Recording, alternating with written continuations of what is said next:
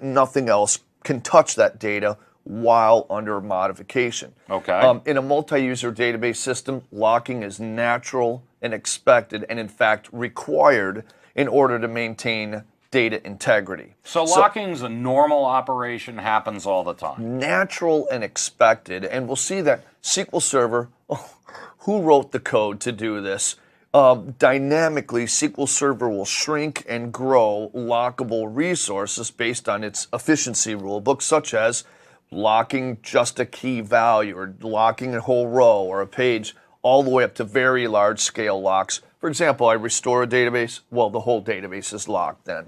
Okay, so SQL Server manages the locking escalation itself. Thankfully, it does all of it by default. We do have some opportunity to stick our hands in the machinery when we absolutely need to. We won't be looking at that.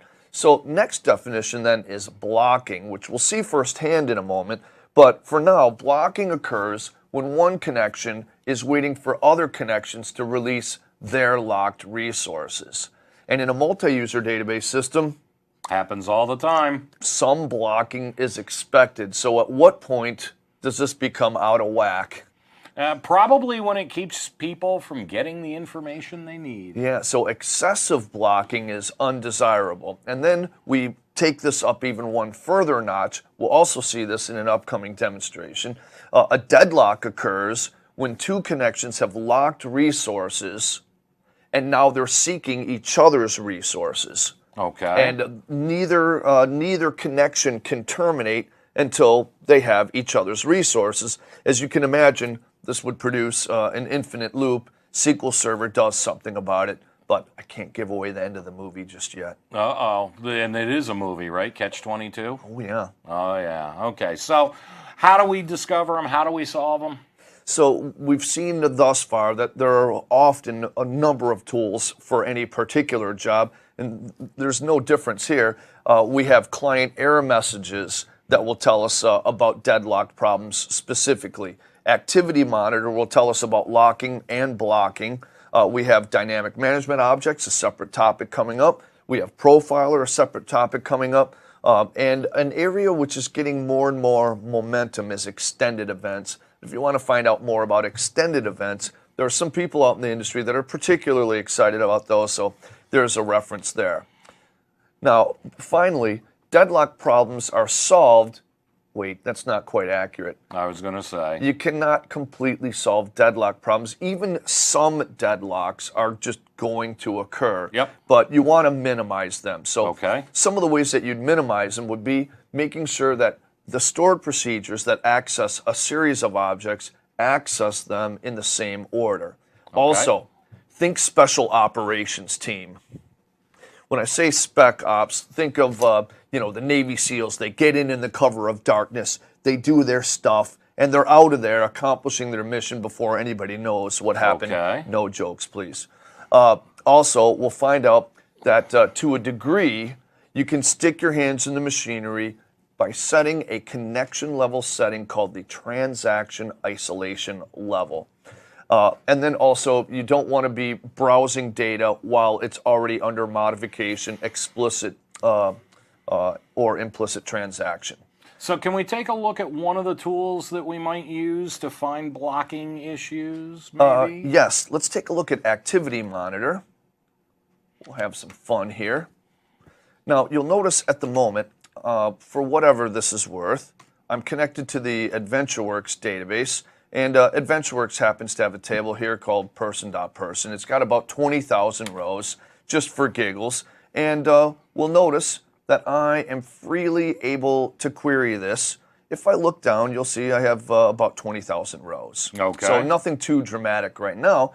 But next, I'm going to copy this code. By the way, take a look at the server process ID here. Okay, process ID 54. So got it. Every connection is assigned, we call it a SPID, server process ID. By the way, a little shout out to SPID. That is the SQL Server, or actually SQL Pass in Detroit, the SQL Pass user group. So I'm from Michigan, so I got to put in a plug for our own little SPID there. We have a great group there. Anyway, yeah, woohoo.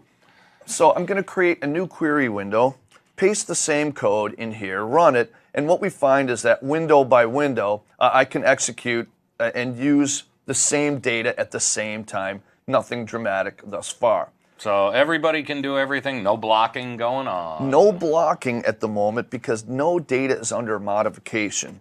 So next up, let's make a change. Let's update person.person. Okay.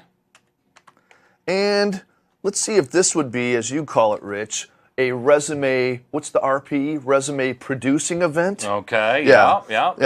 Let's cause a resume producing event, or at least come close. That typically would be a change that is not a good thing within the database. And notice my change here. I'm changing all 20,000 contacts to last name Smith without a where clause. Whoopsie. Okay. Capital P. That's right. It is a collation thing. Yeah, this database was put in with a collation sequence that's case sensitive. Yep, thanks for covering my tracks there. And same thing here. This I forgot. Of course, I didn't pre-write out the code for this one, so. There we go. So the change is going on. It's updating all the records. We got 20,000 records updated, basically. And to see if it really occurred, let me scroll through a whole bunch of rows here. What do you observe? It's all Smith. So I got a whole lot of Smiths, but now let's see what happens if I go to another window and I attempt to access that same data. Okay, now, is it my imagination or did it actually come back already when you did it earlier? Now, in my other SPID, I should say my original SPID, the one that's holding on to the locked resources, it actually is able to look at that data. That's a special privilege for that particular connection. But what I'm seeing right here reminds me of Ferris Bueller when he's expected to be in class. Bueller. Anyone? Yep, there we go. And of course, this data will never be returned until we have the other transaction complete or terminate. And this is where Activity Monitor comes in. Now, if I were to get a phone call from somebody saying, hey, I've been sitting on this query for a while, how could I figure out what the cause of that block is? Exactly, and that's where Activity Monitor comes in. So strangely, they moved it from the user interface in Object Explorer a version or two ago, and now it's just a button up here in the toolbar. So I click on Activity Monitor. We're not going to take the full time to look at all of these areas, but there's just a lot of great information here. Okay. We're going to focus on processes. Now, you may remember the original SPID that started to modify data was SPID 54. I remember that. You asked me what it was. Excellent. And as I scroll over here, we'll see the head blocker, if I was to expand that, SPID 54 is blocking one other connection. That's what I know from here. Okay. Next, if I go to SPID 55, we'll see that it is being blocked by SPID 54. So at this point, Rich, you got your phone call. Hey, what's going on? I'm can't seem to finish whatever I'm trying to do. Okay. At this point, one available option to the DBA is to determine which process they might want to kill, or they could, of course, do this in code. Awesome. So now I'm going to head back to my original connection, SPID 54, and I will roll back the transaction after I spell it properly. And let's quickly flip over to the other SPID.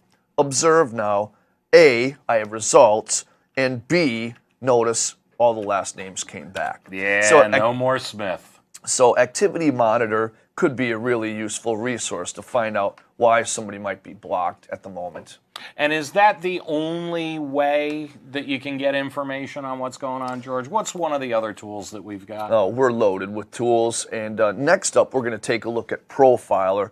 Profiler is broader than merely locking tracking. Think of Profiler as capturing general kinds of activity that's going on in SQL Server. And in fact, as I move to the topic slide, this is going to introduce us to the topic of tracing, which then will lead us into the topic of what Profiler, and what it does. Awesome. So what is tracing?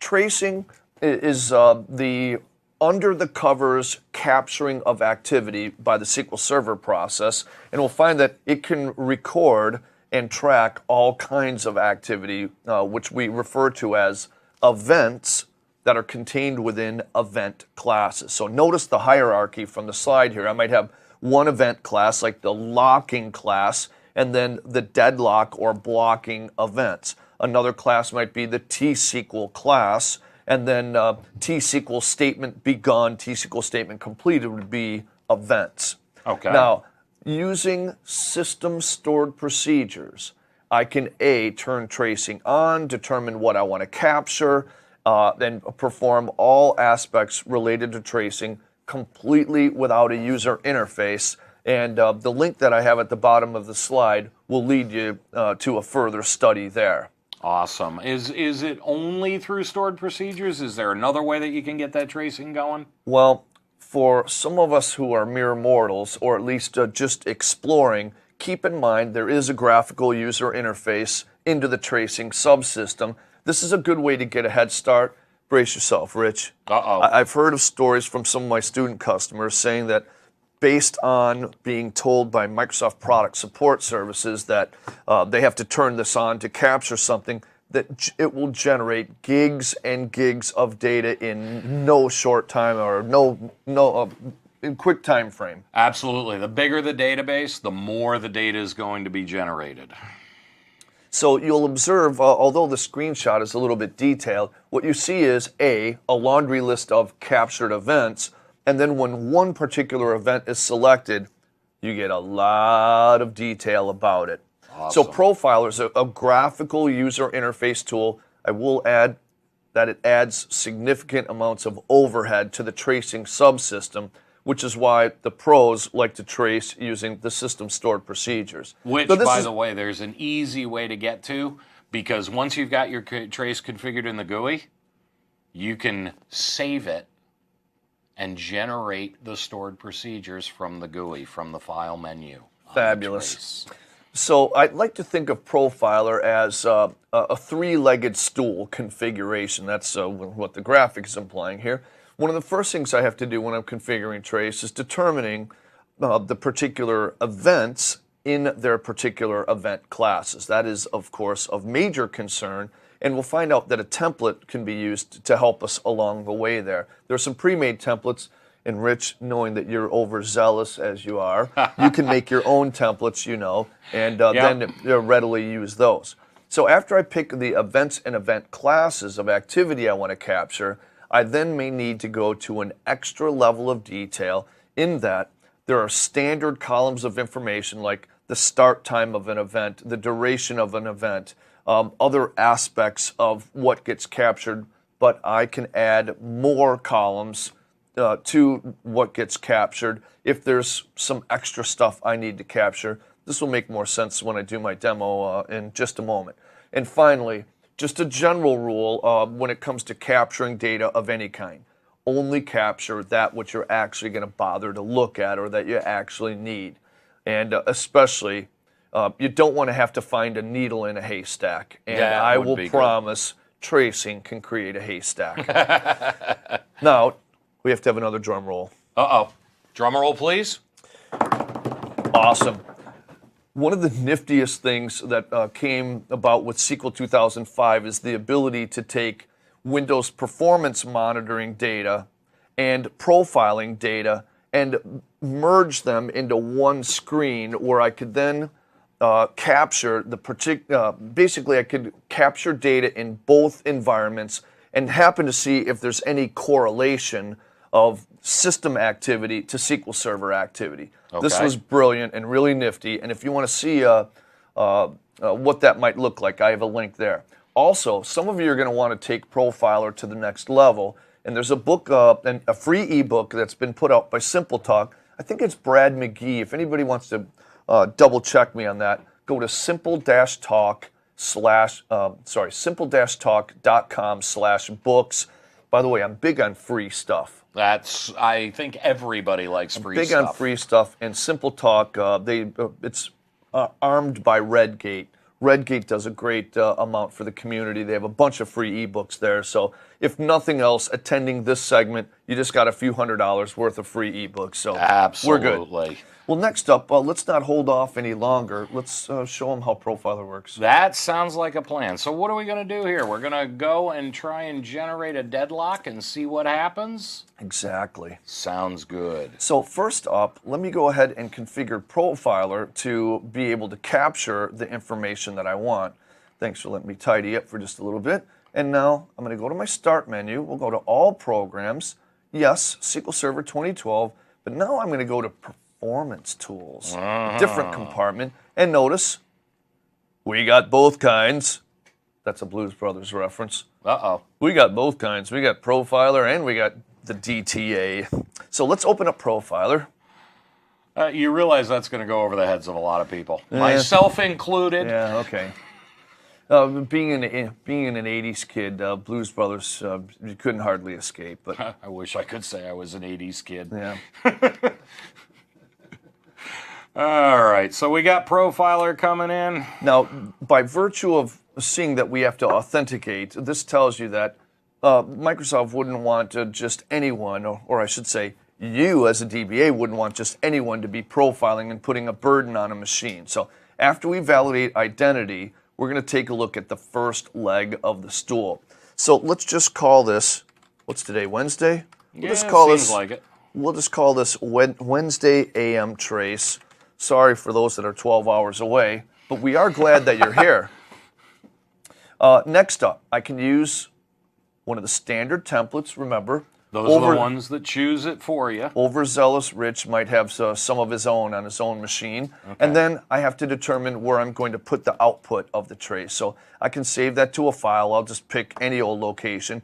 If this was going to accommodate a large amount of data, then I'm going to have to put that somewhere else, or at least be concerned about where it goes. Awesome. So remember, this dictated the events and event classes, which we're now going to see when we go to the next tab here, Event Selection. So the standard template we'll see has picked these particular event classes in bold, and then these particular events in those classes, and then also standard, it's taken a look, whoops, that's nice, you can undo the most recent scribbling. Notice the columns, or I should say the standard columns of information here. Okay. Now, I'm going to adjust one of the legs of the stool by saying that I want to show all events, and in particular, observe all of the classes that we have. I don't really want to look at that in super great detail, but I do want to go to the locks area. Okay.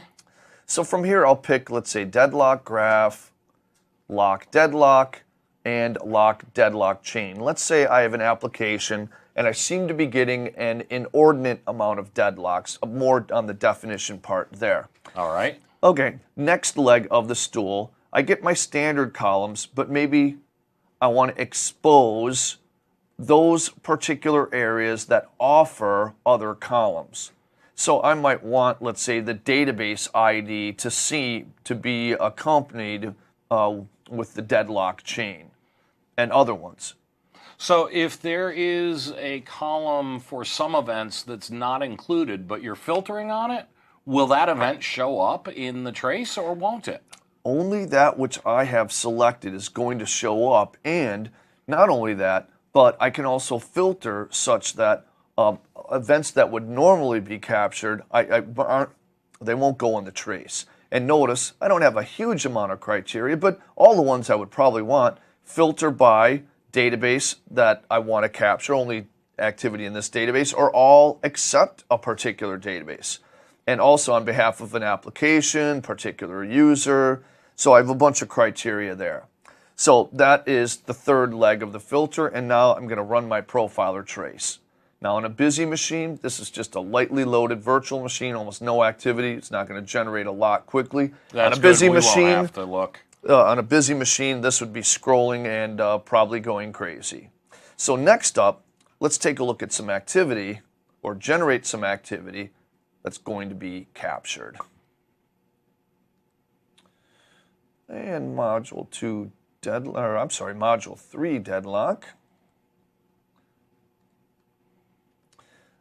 So let's first go to the market dev database. Sorry, we're already there. And I want you to make a mental note of a couple IDs in particular. Okay. So we have two different prospect IDs. So 6800, 7800, they're going to be easy to remember.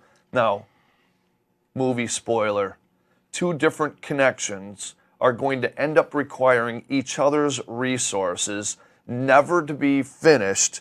This is exactly what a deadlock is. Okay. So when two resources, I should say, when two connections have holds on resources that yet need each other's resources, this would produce an infinite loop of those objects never being released. And we'll have to see what SQL Server does about it. That I won't tell. Now notice, every connection has a SPID, and I can use add@SPID to determine what the SPID is of my particular connection. All right. So let's also make a mental note. I'm in SPID 55, and what I want to do is update the first ID in the first connection. Okay, so we just changed one record. So I have data under modification. Notice, very sneaky, I did not commit the transaction, so now a lock is held on that resource. All right. Now, for what it's worth, I have a couple different ways of showing locks, SP lock, and later on in the module, we'll look at dynamic management views. So we'll just leave those alone for right now. Okay, next, open up another connection, and I'm going to have to paste the code below into that window. Okay. So let me take a look at that. Observe, new SPID, 57. We'll also notice we can confirm that. That's sort of a duh. But now I want to put the second ID under modification. And it's under modification. Also notice I did not commit it. All right, so we changed one record in the first window, a different record in the second window. And did not commit either. So notice I'm now back in the first connection. Okay. And I'm going to attempt to update the second ID. Now what I'm going to do... It's kind of sitting there. Now what I'm going to do, so notice grinding, grinding, grinding. Yep. Now I want to go to the second connection, and I want to attempt to update the first resource. I see red. Red is not a good thing. So how is this for one of the world's scariest messages? Well, maybe not the world's scariest, but transaction process blah, blah, blah was deadlocked on locked resources or unlocked resources with another process and has been chosen as the deadlocked victim. Here's when you know you're overdue for a vacation. If you know IP addresses of certain machines off the top of your head, you're overdue. And if you have memorized SQL Server error message numbers like 1205, 1205 is every DBA's nightmare. Rich, it's time to go to the Bahamas then. Never a good thing. Never a good So thing. let's go back up to Profiler now and see if it found anything. Oh, you know what? Did I run it? No, I think you're connected to the wrong database. I have a feeling. Do you know what? I connected to the wrong one. That was dumb. All right. Well. Oh, well. Yep. I needed to connect to Connected to AdventureWorks. Well, life goes on. But you know what?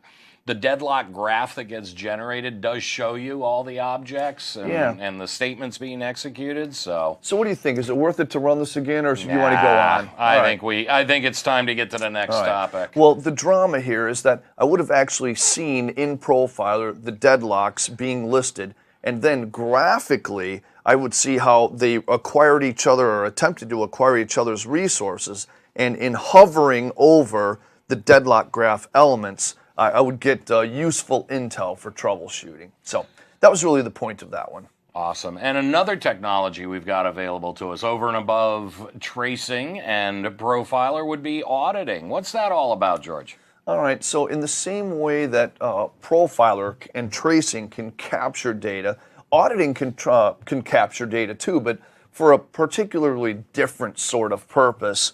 So let's take a look at a number of the auditing techniques, and then we're going to focus on one particular type of auditing feature, which literally has the name auditing. SQL auditing. Yeah, I like that. So in the past, a little legacy, we had some military standards or governmental standards, I guess you would consider those. C2 and common criteria were their names. These were, is implementable a word? Yeah, it is. It works. Okay, well, it's a word today. So you could implement those in SQL Server at the expense of lots of overhead. Now, a funny thing about auditing is that you might need to turn auditing on to capture activity, but you don't want the people that you're trying to capture to be able to turn it off. That would be a good thing, there yes. are some safeguards there with the auditing features, but it turns out those were they had a lot of overhead and have fallen really out of mind share, at least in the SQL Server community. So we'll consider these as older methods. A lot of overhead associated with those. All right. What are some of the other ways we can audit the database and catch information? We have a bunch of different triggers that exist in SQL Server, DML triggers, so we could capture data modifications and then store that or use a trigger to store that in a table. Same thing with modifying database objects, like if I create a table, if I modify a table schema, I have DDL triggers. We have login triggers, but it's good to know that they're there. They fulfill a particular purpose, but there's a trigger limitation. What's the big limitation? The limitation is someone can turn it off. Ooh, that's not a good thing. So you don't want the person whose traffic you want to capture be the one to turn off, the auditing. That would be like giving the fox the key to the hen house? Something like that. Oh, dear. So next up, let's take a look at the feature SQL auditing. Now, this is the one that they want us to use going forward, right? That's right. So what does this feature provide compared to other types of general auditing methods? It's very granular, similar to some of the previous auditing methods, and we can track not only instance-level auditing activities, but also database-level auditing activities.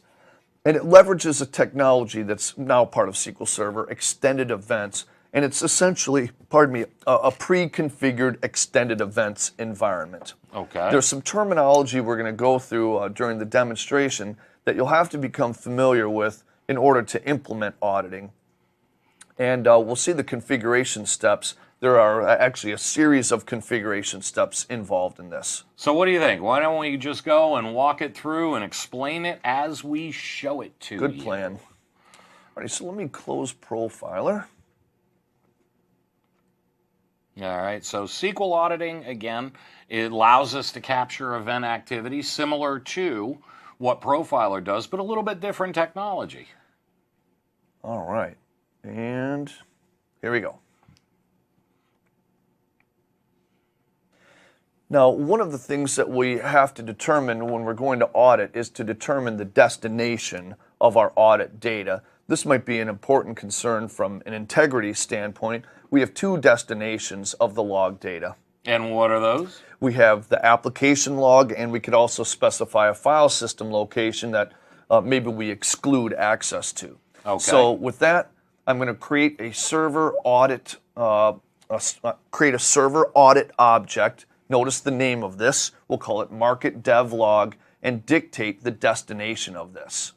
So we're going to be writing the messages to the application log. To the application log. Next, I'm going to go to the database level, and I'm going to create an audit specification. Now, there are server-level audit specifications and database-level audit specifications, and they dictate what it is that I actually want to track or cover. So the code is fairly readable here. I'm creating a database-level audit spec. I give it a name, and then on behalf of a particular server, and the activity that I want is any selecting within or activity on the marketing schema objects. And notice whom I'm tracking would be anybody within public, which means everyone. So you define the action, you define the object, and you define the user that you want to audit. That's right. So if I wanted, true to really all over the SQL Server product, I have metadata to retrieve any conceivable information that I want. All right, next up, we have to throw a switch on. Okay. So pointing to the master database, I have to throw a server-level switch on, alter server, audit market dev log, and I have to turn that on. Now that I turn that on, I'm also going to have to turn a switch on at the database level. Okay. So point to the proper database, and now that specification that I created a moment ago, I have to turn on as well. And So next up, the bear trap. All right, let's see it, George. Let's go ahead and perform some activity that may be caught and some activity that might not be caught. Notice a bunch of metadata queries that you can run. I'm going to leave that just in the code here. Okay. It was brought up on the break time that some of you are interested in the code, and the code will be made available. We'll have details coming up a little bit later on how that's I'm flattered that you think some of this code is actually right from Microsoft, and we'll give details on where you could get a hold of that. But yeah. All right, so notice that this object is within marketing, and this object is not within marketing. Okay. So I'm going to involve some activity that should be audited. Interesting. That's okay. That actually was not activity to be audited. So Nope. now we need to take a look at the application log. So we're going to go out to Event Viewer, look at the application event, see what shows up. Yep, so let's go to Windows Logs, Application Log. Audit event. Da-da-da-da-da-da. Very cool. Now you can also get that activity by going to audits in the GUI, correct? Yeah, in fact, I can configure a lot, really, for all practical purposes, all of this within the graphical user interface. So all of that is available.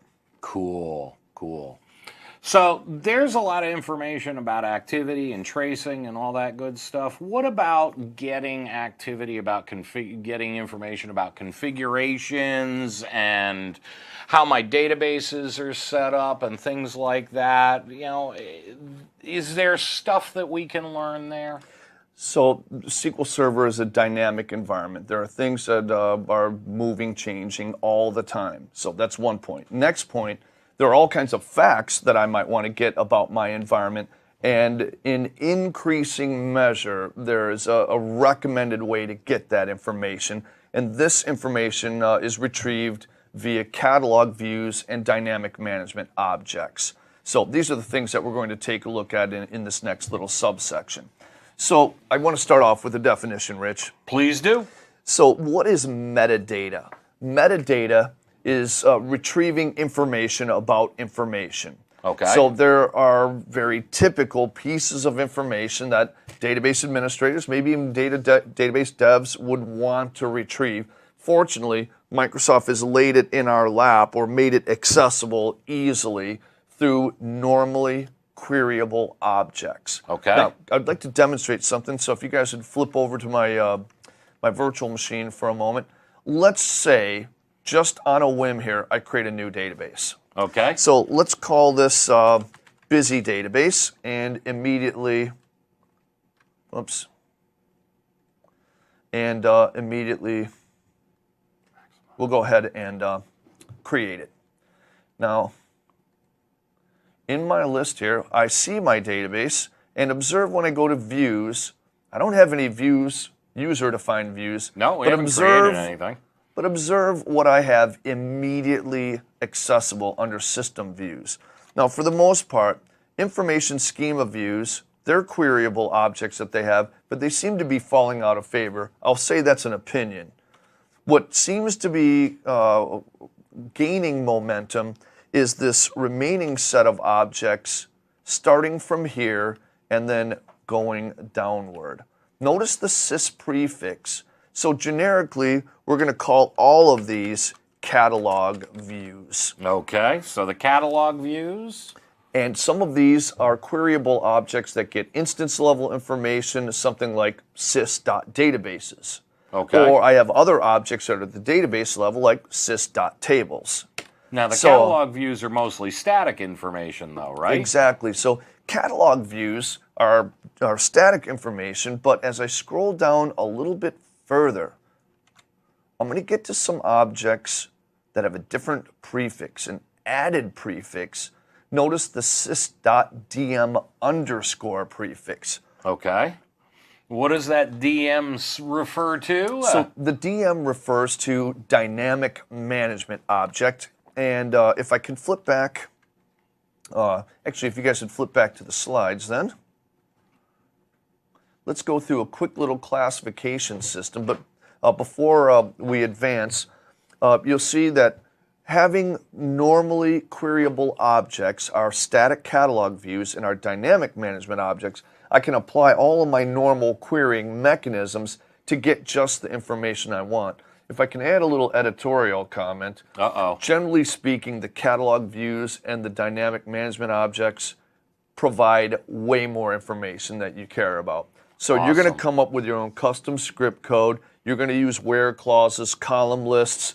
You can aggregate where clauses. Like I said, all the normal queryable mechanisms. You'll come up with your own custom code. Timeout.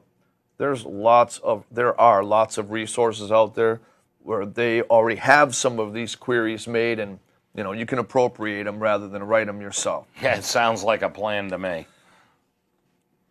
All right. I don't know if we'll have enough time at the end of this session, but if there's one of the sessions today where we do have a couple extra minutes, I'll talk about some of my favorite websites that I think you should subscribe to. And I have swallowed my own medicine. I am also a subscriber of every one that I would recommend. So would be a good thing. Moving on, you could argue that there are two major classifications of any of the dynamic management objects, that is, those that have the sys.dm underscore prefix. Generally speaking, we call all of them dynamic management objects, or DMOs. Okay. Further, those that require no input we refer to as dynamic management views, and those that require input are called dynamic management functions. Strangely, I can't just look at the name of them and determine, wait, that's a function, that one's a DMV, or dynamic management view. True. I've got to put a plug in for Books Online. I know you're a big fan of Books Online. Best help system ever written. Every single dynamic management object, probably every catalog object, you can get all the information you want about in Books Online. So that part is good. Now, let's a point of reality here. So I've stated we have DMOs and then DMVs and DMFs in sort of a hierarchy, and everyone mangles the names. Yep. We'll just graciously suffer everyone that doesn't know our taxonomy, sorry, and just roll with it. There you go.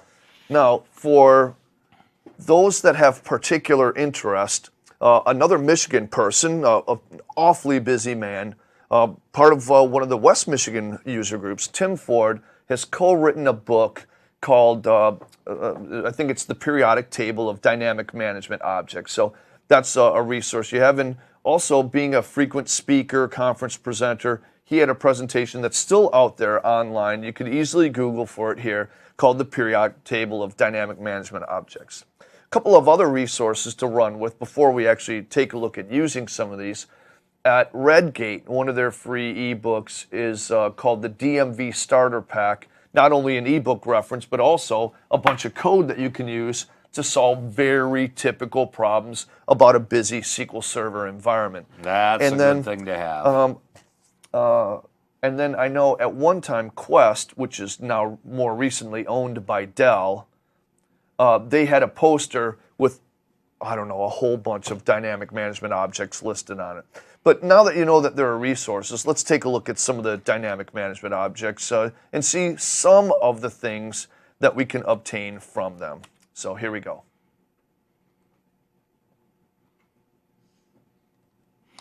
So what are we going to be looking at here, George? So we're going to take a look at really just a strafing run, a big picture survey of some of the dynamic management objects, and we'll have this conclusion.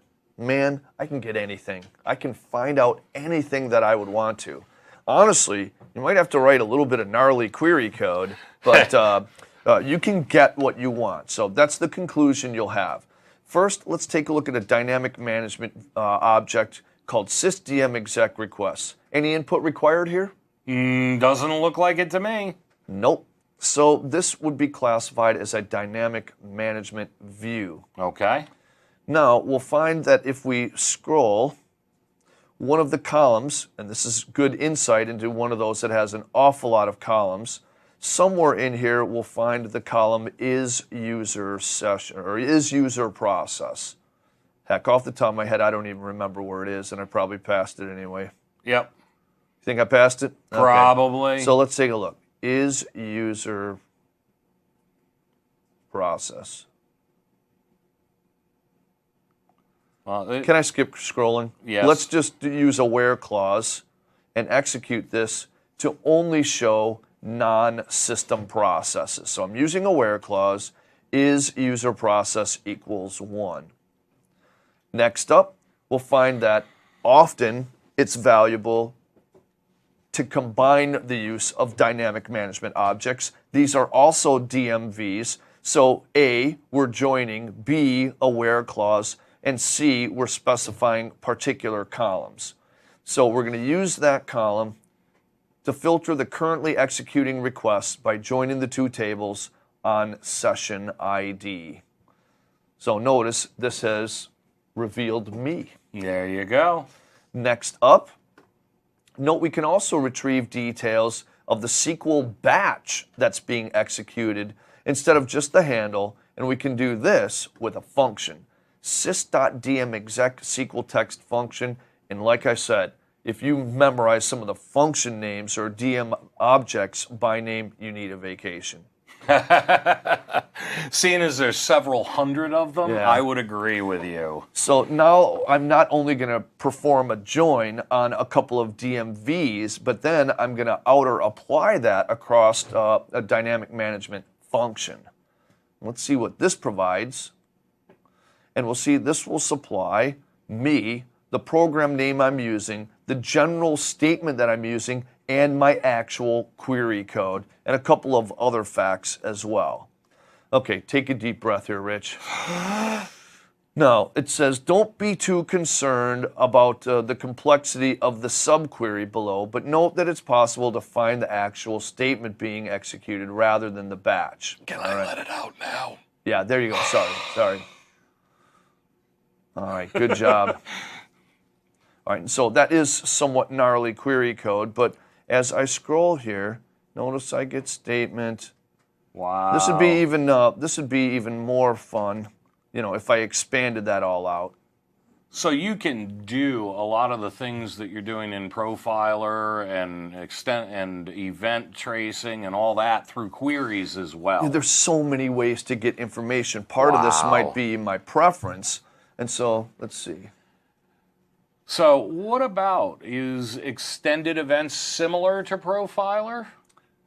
I'm sorry, say that again? Extended events, I've heard a lot about that. Is that similar to Profiler? Are we doing the same kinds of things there? I saw a comment from the student or from the attendee pool there. Extended events are not going to be part of this session. They're not in detail really at all on the exam. So we're only looking at Profiler for this point. Yep, Profiler is a deprecated feature. That means, here's my nickname for a deprecated event. It's a dead man walking. It's going to be going away. It's not gone now, but it's going to be going away. In some cases, we're not even told in how many versions it'll go away, but it's going away. So extended events is there. It does the same kind of functionality, but at this point, it's not really a big objective on the exams, and Profiler's not going away anytime in the short term. That's right. All right. Okay, so next up, one of the things that you might be interested in is a precious resource,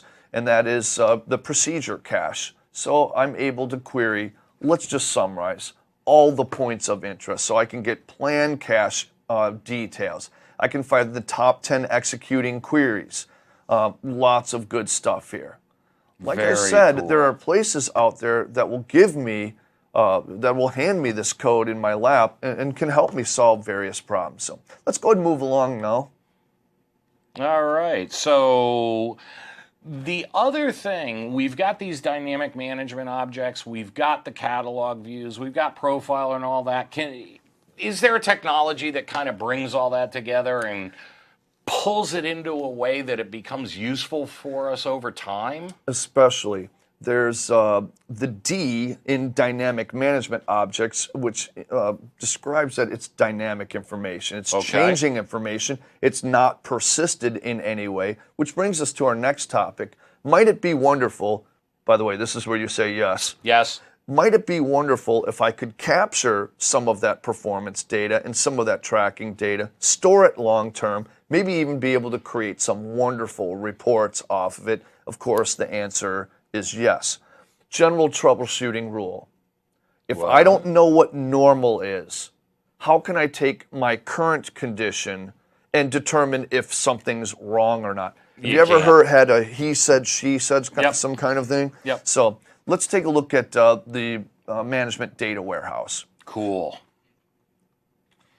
All right, now the management data warehouse is a regular SQL Server database that I can make that has some other mechanisms placed on it to grab data from either the current instance and or other instances. Okay. It's configured through a wizard. Actually, I haven't looked into seeing if I can configure it in code, but I configure it and set it up with two different wizards. What it ends up doing is setting up schedules, SSIS packages, and jobs to grab performance data, put it in what they call the management data warehouse, and also build some wonderfully accessible reports that are viewable from Management Studio.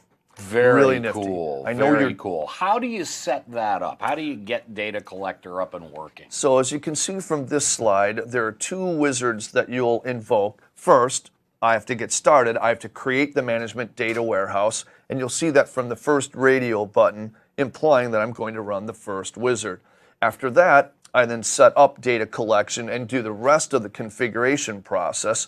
And you'll see in going through these two wizards, two sets of roles exist. There's a role for management, and notice there are three different roles, each with their own privileges. And then there are specific database roles for configuration purposes. So once you've got the data collector set up, you've set up the management data warehouse, what's the next step?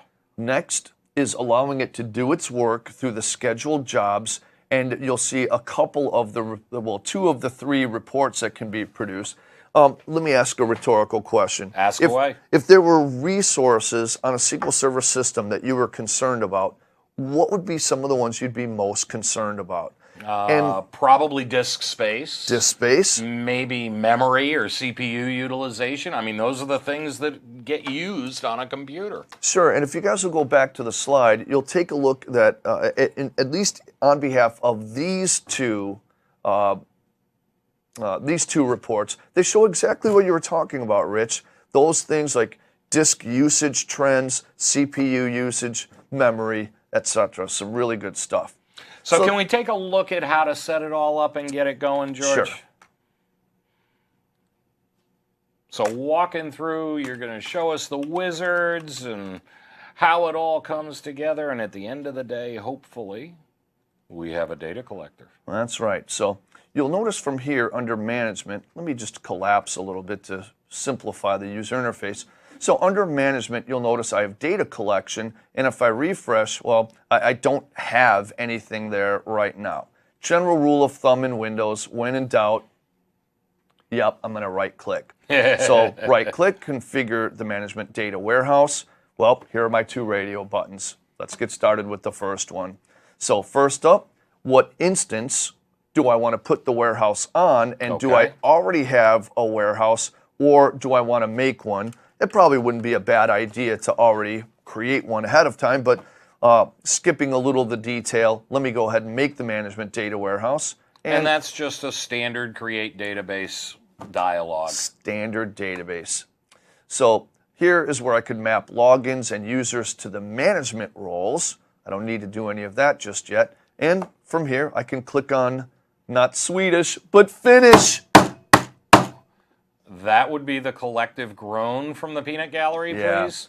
So if I didn't get beat up enough on the last break for my comic book reference. Keep going.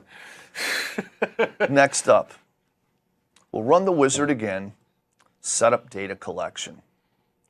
So enter where you want to cache collected data locally before it's uploaded.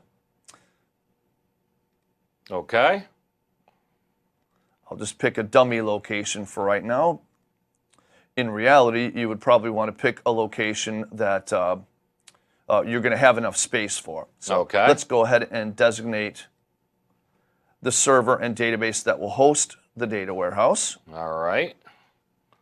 And honestly, I thought I put that on ProseWare, but maybe I put it on the You default put it on instance. AdventureWorks, yep. Yeah, okay, so there's our warehouse. It's always nice having a second set of eyes.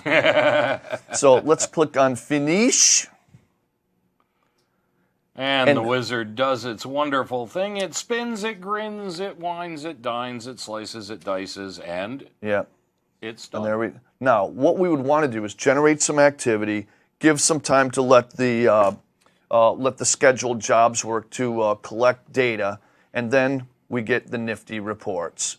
So right-click on Data Collection Reports, and there are the 3 very pretty reports. Awesome. So that is very cool. Those are the basics of configuring the data warehouse. So in this module, we took a look at SQL Server being a dynamic environment, lots of ways that are lots of tools that we have that can give facts. Facts can produce conclusions, and from the conclusions, we can then implement some changes. Awesome. So Thanks a lot, George. We will be taking a meal break now.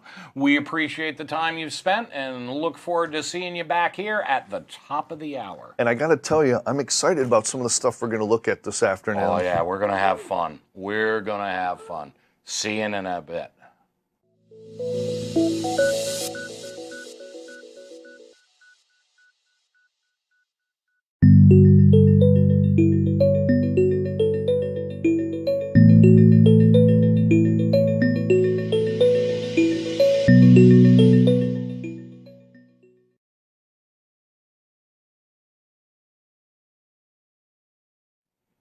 Welcome back, folks. Thanks for coming back. We are here to finish up this afternoon's Administering SQL Server 2012 Jump Start. I'm Rich Curry. I'm here with Mr. George Squilacci, SQL in his name. George, what do we got coming up next? Well, for the back 9, we have some good topics. Now that we have a solid platform of SQL Server, we've installed the product, have configured server and database level options, learned how to make sure the product is running optimally. Now we have to take a look at some data stewardship. That'll be managing data module 4, security and high availability to follow. So for this particular module, we're going to take a look at managing data, data stewardship, things like that. Alrighty. Moving over to the overview, there's a phrase that the DBA should take to heart, and that is tag IMIT. Usually we end up with everything. Tag IMIT. So I am, as the database administrator, I am the data steward. So we'll take a look at protecting data as a data steward, which means not only duplicating it via the backup process, but also when the chips are down, Rich, we got to be able to put it back down. Got to be able to restore. So we'll look at backups, backup strategy, restores, and then some other database maintenance and administration kinds of tasks like moving databases entirely or just relocating their files, maintaining database integrity, some other tools like that. So that's up for this particular module. All right. So, of course, whenever anything goes wrong, you want to make sure that you have a backup strategy or a restore. A backup. Yeah, absolutely. We got to be able to back it up so that we can recover it later. Now, I imagine, especially for those of you that have a good amount of experience with the product of backing up and recovery models, they're not brand new, but I do want to challenge you for the exam that you've walked all the way through the process of learning the different backup or different recovery models, different backup types, and I will tell you, there is an X factor, some aspect of unknown when you actually come to a point where you have to restore, recover a database or a whole system, some unknowns that are going to pop up. You must have walked through the process to recover, and that way when the X factors come up, it won't be any more difficult than otherwise. Absolutely. So the first thing we have to take a look at is a quick look at the recovery models. Note there are only 3, so that makes the decision-making process a little easier. As long as you know what they are and what they do. So the model database is used whenever a new database is created. It's copied, so whatever options it has, those will be applied to a new database unless they're overridden. The model database after installation has the full recovery model, and this is the most complete recovery model. It permits point-in-time recovery and recovery from failed media. Bulk logged recovery model, actually I'm going to skip to simple for a moment. With the simple recovery model, we'll find out that we are able to restore full backups and differential backups. But the way that the log file is maintained is different with the simple recovery model. Transactions after they've been logged into the log file and then rolled forward into the database are truncated, which is where the previous name of the simple recovery model got its name, truncate log on checkpoint. So there's no data in the log file that permits point-in-time recovery. And in fact, if you try to perform a transaction log backup on a database with a simple recovery model, it's not even an available option. So now picture straddling between two different possibilities. That's really the bulk logged recovery model, and it's not really a perpetual model that you'll stay in. This is an interim model that you'll use when you're going to perform bulk operations. So the point is certain operations are minimally logged, and when in the bulk logged recovery model, you'll take up less log space, there's less overhead with the bulk import operation, so it's more efficient. So the full model recovers has the ability to trace and track all of the work done. The simple just gives you enough to restart the database if you need it. Exactly. So there are times where maybe I have a developer copy of a database. It doesn't need to have absolutely everything to the nearest moment. Or maybe I have a database that I can refresh easily from some other process. So a simple recovery model might make sense for some of those. I have the options because they're reasonable in certain cases.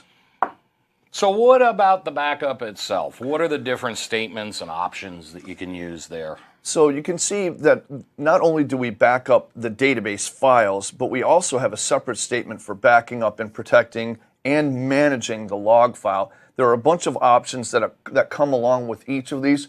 And in particular for the test takers, you are going to want to know the most popular options, like with differential, with init, no init, format, some of those other ones.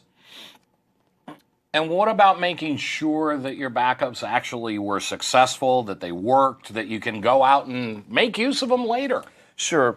Picture a scenario where I might have an awful lot of databases and an awful lot of backup files. Now, let's say you're the primary DBA, you're out with an unexpected gallbladder operation. Oh, Tag, boy. I'm it. Yep. Now, I'm the one that has to go in and restore, and I might not know what your particular strategy was for storing and naming files. So now I have to take a look at the contents of those backups before I actually use them. So we have a number of integrity and fact-finding kinds of statements that we can use against backup files. Cool. What are those all about? So we have restore verify only, restore header only. We'll see these in an upcoming demonstration and the types of information that they provide. Lots and lots of facts other than one of them. What's that? Three give a lot of facts, and we'll get to the one that doesn't give us a whole lot of information other than okay or not okay. All right, so leave me sitting on the edge of my seat. We'll come back to As it. I often do. Yeah. All right, so do we have the same concerns about backing up system databases that we do backing up user databases? Some general concerns are the same, but there are special considerations related to the system databases. First of all, with a couple of the system databases, if they are corrupt to a certain degree, you're not going to have a usable SQL Server. Let me be more clear. So the master database, if it's corrupt to a certain degree, the SQL Server service will not start. Okay. And in that case, you don't have a SQL Server instance. So that's obviously a game breaker. Additionally, if your MSDB database is corrupt, then the agent service will not start. And although I've never run into this, if the model database in some weird way would get corrupt, I don't know how, but if it were, that could also actually stop the SQL Server service from running. Okay. Additionally, Additionally, you don't want to change the recovery models of the system databases. The right there means there is the possibility of changing that on MSDB if you wanted to, but more than likely you're just going to back that up in full every time you back it up, and you would restore it in full rather than worrying about a point-in-time recovery. And I know, sorry, don't press me off off the top of my head, but with one or more of the system databases, even if you change the recovery model, it doesn't change what actually happens. That's a peculiarity with them. Cool. So why don't we go take a look at that? George is going to show us how do the backup statements work and the different effects that they've got, and some of those backup integrity statements that he was talking about just a minute ago as well. All right. So let me make sure I see what instance we're connected to, just to double check. Yeah, okay, so I'm going to create a database that we'll use for our purposes. And some of the information that I used for preparing for this presentation is this link up there. I just wanted you to see that. Now what I'm going to do is create a destination for the backup, and I'm going to use what's called a device. Pardon me. What does a device do? A device is a friendly name. Really, it's no more than a convenience feature. A convenient destination, friendly name that I'll use for a backup destination rather than some lengthy, complicated path with spaces and things like that. So I'll create my device. Strangely, if you were to right-click on that device under Server Objects, Backup Devices, and you tried to look at its contents, it would say that nothing is there right now. So there won't be any content until you actually back that up.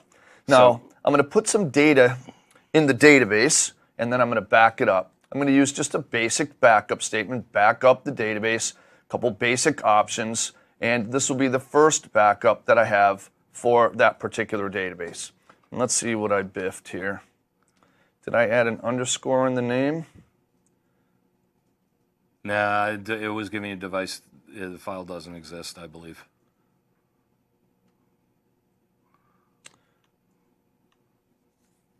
So, well, we'll just make this easy.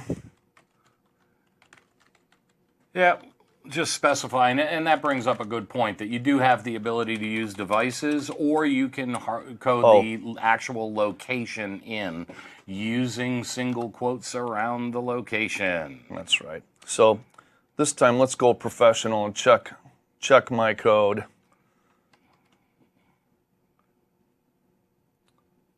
Well, Rich, we're getting a little file equals disk equals. Oh yeah, I have to see. That's a syntax change. With the device, I don't need that. Right. So now let's check syntax. And I do appreciate you being my second set of eyes. Okay, this is one of those moments that every DBA and every developer gets into. You can stare at the trees for 10 minutes and you still can't see the forest. So let's... Good effort on troubleshooting here. Incorrect syntax with... I tell you what, how about if we just back it up with the GUI? There you go. And then we'll script it out. How's that? So we're going to add in our device here, specifying the location in the GUI, and giving it a file name.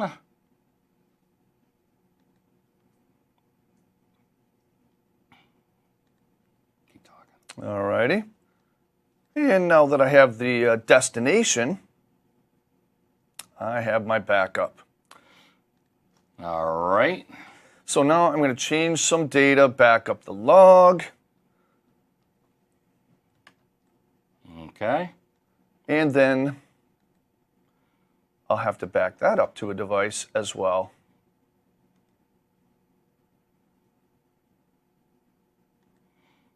So we're going to go back in, and again, using the GUI, this time we are going to choose a transaction log backup and specify the destination. We can either put it to the same file as it's set here, or we can send it to a different destination. Yep. And notice that I'm going to append to the existing backup set that equates to the T-SQL option of with no init. Okay. So that means add to the current file.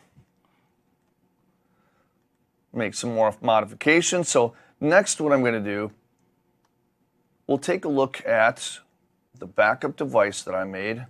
And Rich, remind me, what was that? D:/backups. hc.back. Does that sound right? We'll find out in a second, won't we? We'll find out in a second. When you go off the reservation with backups. Yeah. Unscripted. Yeah. It happens all the time. Or is it from file equals? Yep.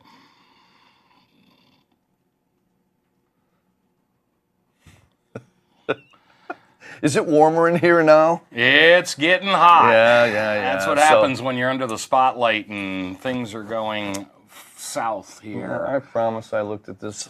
Right click, go to backups, find the device.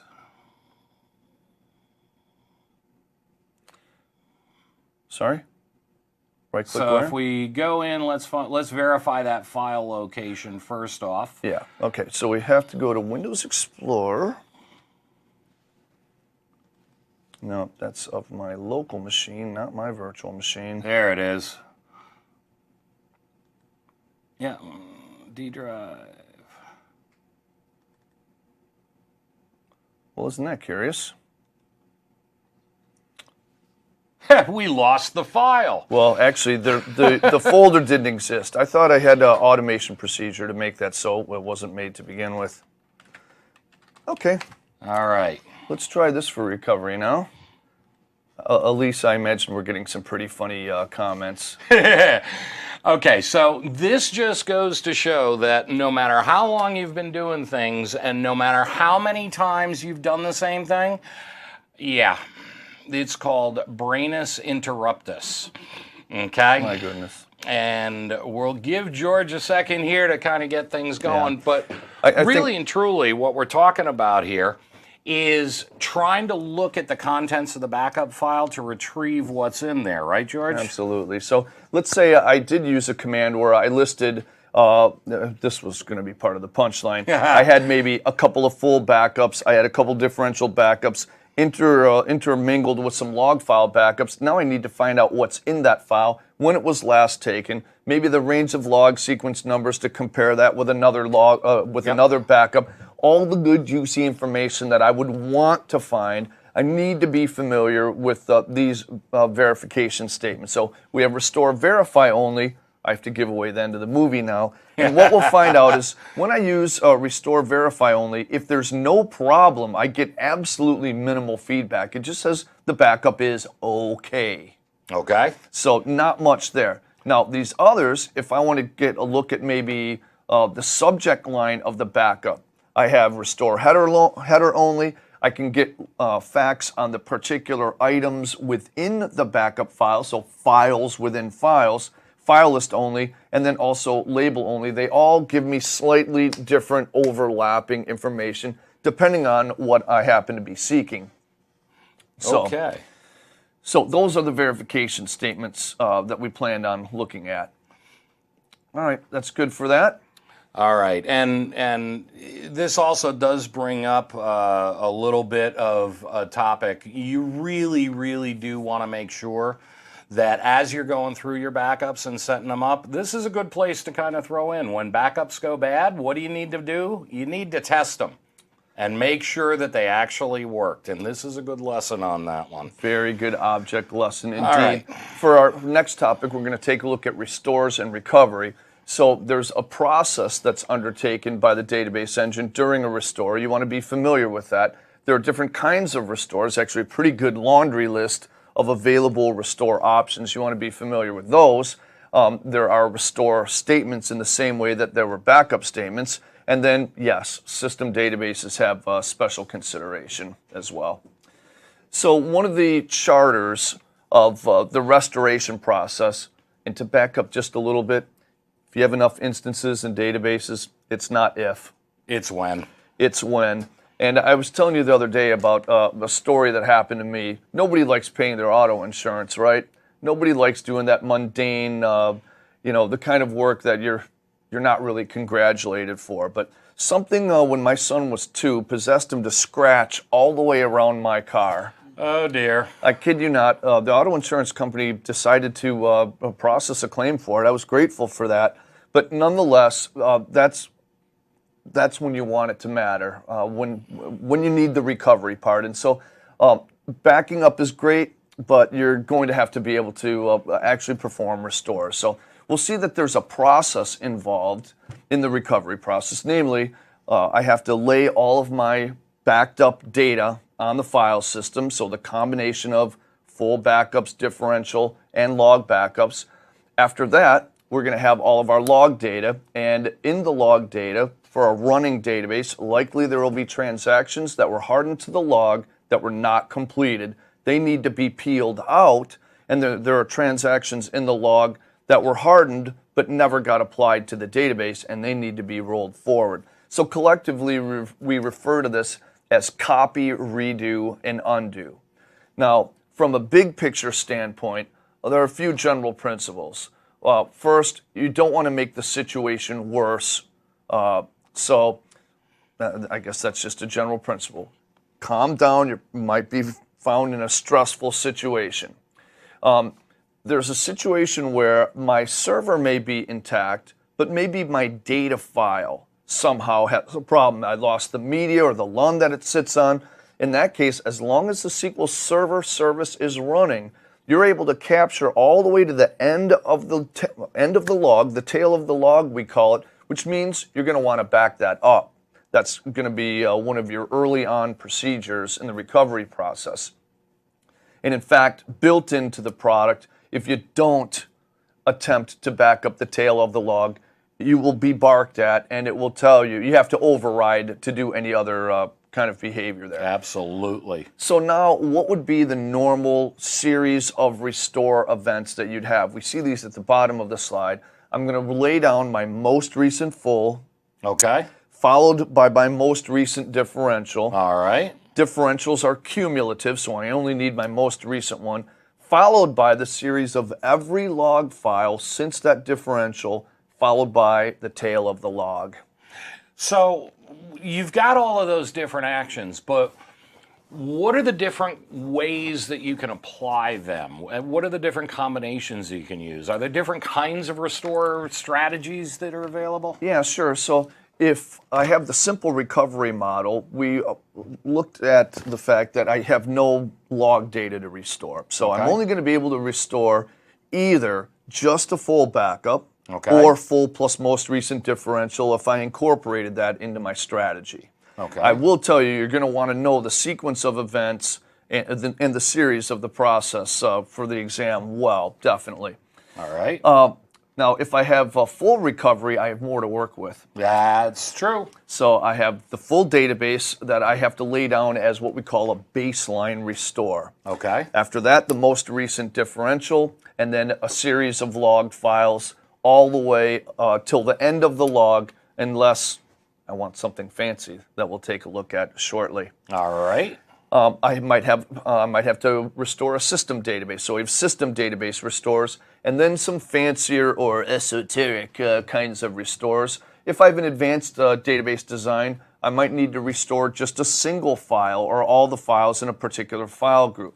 Now, an ultimate fancy, if my application is already architected for this, is that I can perform an online restore where I bring the database online file group by file group. Now, wait a minute. If I hear the word online, I'm thinking it's available for people to use? That's right. It's available in pieces on a file group by file group basis. So you would have had to have backed it up file group by file group to start with, right? It's very strange. I can actually back up the database in full and still do a file-based restore. I wouldn't usually do it that way. I would have probably performed a file-by-file backup, but I can actually do a per-file restore from a full backup. I've done this before. Awesome. Awesome. We also have a piecemeal restore, which is a smaller or more granular kind of restore. And then per page, if I happen to have page corruptions, that's an Enterprise Edition feature. Wow. So just like with backups, there are options on the restore statement as well, yes? Yep, so I not only have backup statements, of course, I have restore statements, I restore database, and I also restore log, each with typical options. I've listed some of those here. These are ones you'll definitely want to be familiar with. And in particular, when you take a look at restore log, notice that I can restore all the way to the end of the log, but I can also stop short of that particular point in time if I want to. Does that take care of those so-called user-induced errors? Yes. Yep. So as long as I have an idea of when the uh-oh occurred, then I can pick a point in time. Awesome. A little caveat, though, keep in mind the clock time on a system versus the watch that somebody's wearing versus real time. Those might not perfectly correlate. So if you think you're being very precise, you just might want to be careful about that. Good tip, good tip. So what about the system databases? Do we have things that we need to be worried about there? Are there different approaches there as well? Yep, the system databases require some special treatment. So in the worst case, let's say master is corrupt. Okay. I'm not going to have a running SQL server at that time. You'll know it. Yeah, you'd get and go and try and start SQL and it's going to yell at you. Yeah, you're going to know it. So in fact, what I need is basically a factory fresh, puny little master, just enough so that the SQL Server service will start. After it will start, then I can restore of course, I have a backup of master somewhere. One would certainly hope so. So I restore master, and then the rest of the planets will align. All right. Now, that's when master is corrupt. When master is not corrupt, then I just need to restore right over the top of it. Keep in mind that master is aware of all the instance level settings, instance level security. It's aware of every database that's on the instance, every data file, every database option that's set on every database. So it's particularly important. So minimally, you should probably back up master whenever you do anything major for sure. Yeah, I have. And on a regular basis anyway. I agree with both of those. I would have a routine process that would back up my system databases at least daily, so I have at least that. But then I'd want to have a knee-jerk reaction. Anytime I make an instance level change, I would have a job that I could run ad hoc, so related to our previous module, and that would back up the system databases and put that in some handy place. What about model, MSDB, TempDB, the other system databases? Are there any issues there that we should be aware of? Sure. If model is corrupt, then SQL Server, again, will not start. So I would have to restore model from a backup. But as long as master or I lost my train of thought there. Yeah, that would be the derailment. It happens. Yeah, there we go. So with model, then it's just like recovering a user database? Is that model, what you were trying to say? And recovering MSDB, if it fails, then the agent service will not start. So I'm going to have to recover that in order to start the agent service. And TempDB? What about TempDB? Is there anything there? No, there's nothing there. Why not? Well, I don't know. You tell me. The TempDB is rebuilt every single time that the instance is started, so you'll never incorporate that as part of your backup strategy. All right. So can we go take a look at the restores? Yeah, let's take a look.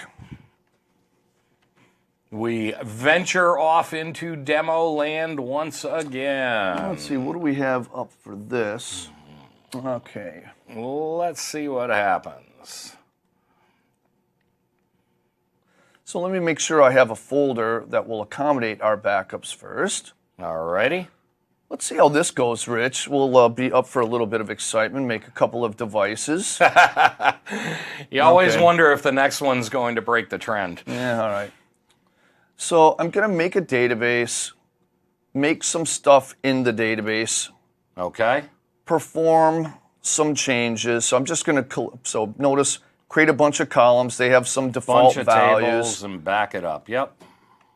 So next, back up my database in full. I'm going to run this one alone before I run the rest of them.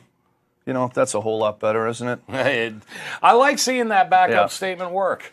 Yeah, so then run some modifications, back up the log, and then I'm going to fast forward through a bunch of the rest of them.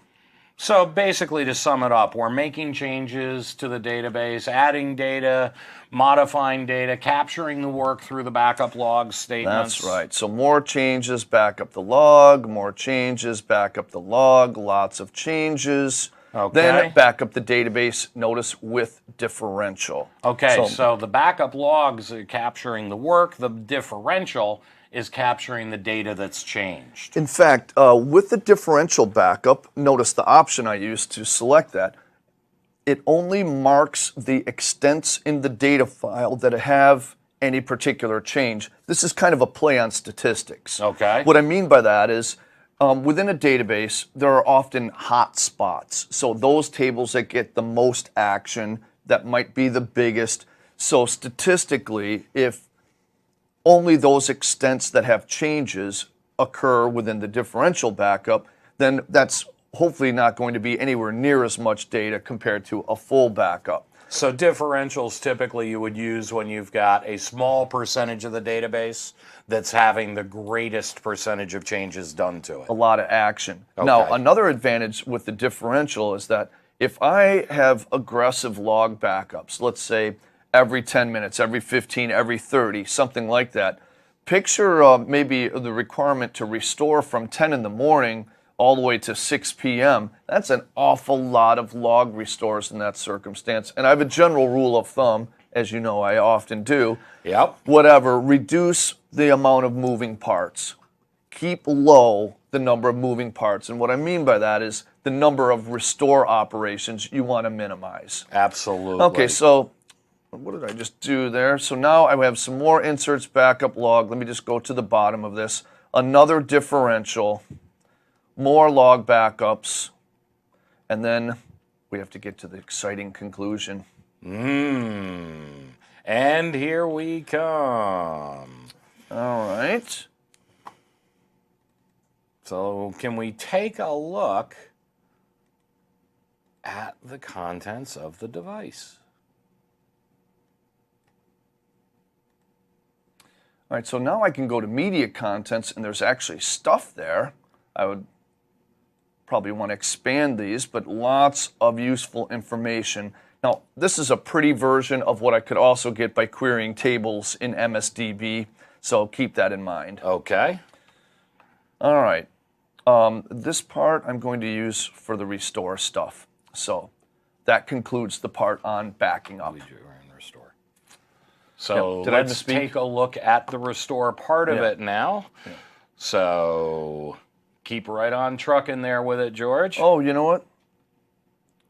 I'm supposed to show that now. What do you know? Yep, we got the backup working finally, so let's finish up with the restore now. Okay, so I want you to observe if I refresh the databases node and look at the manufacturing database, it looks like any old regular database. Okay. So let's say something comes to my attention, maybe somebody can't query that database within that database, and I realize I had a media failure. All right. So now I can go ahead and back up the tail of the log.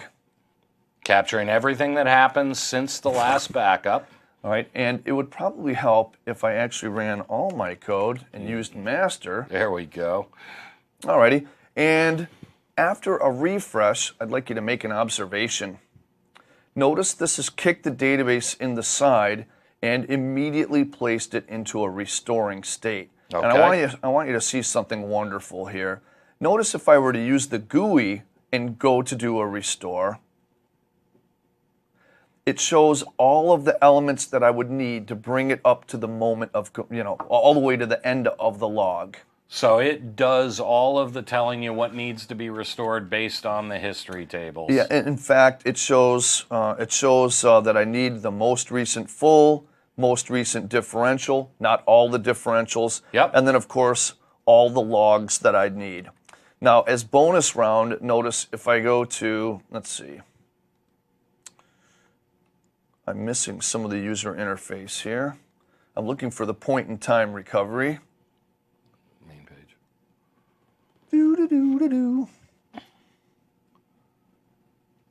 And that's going to be... Oh, you know what? That might be.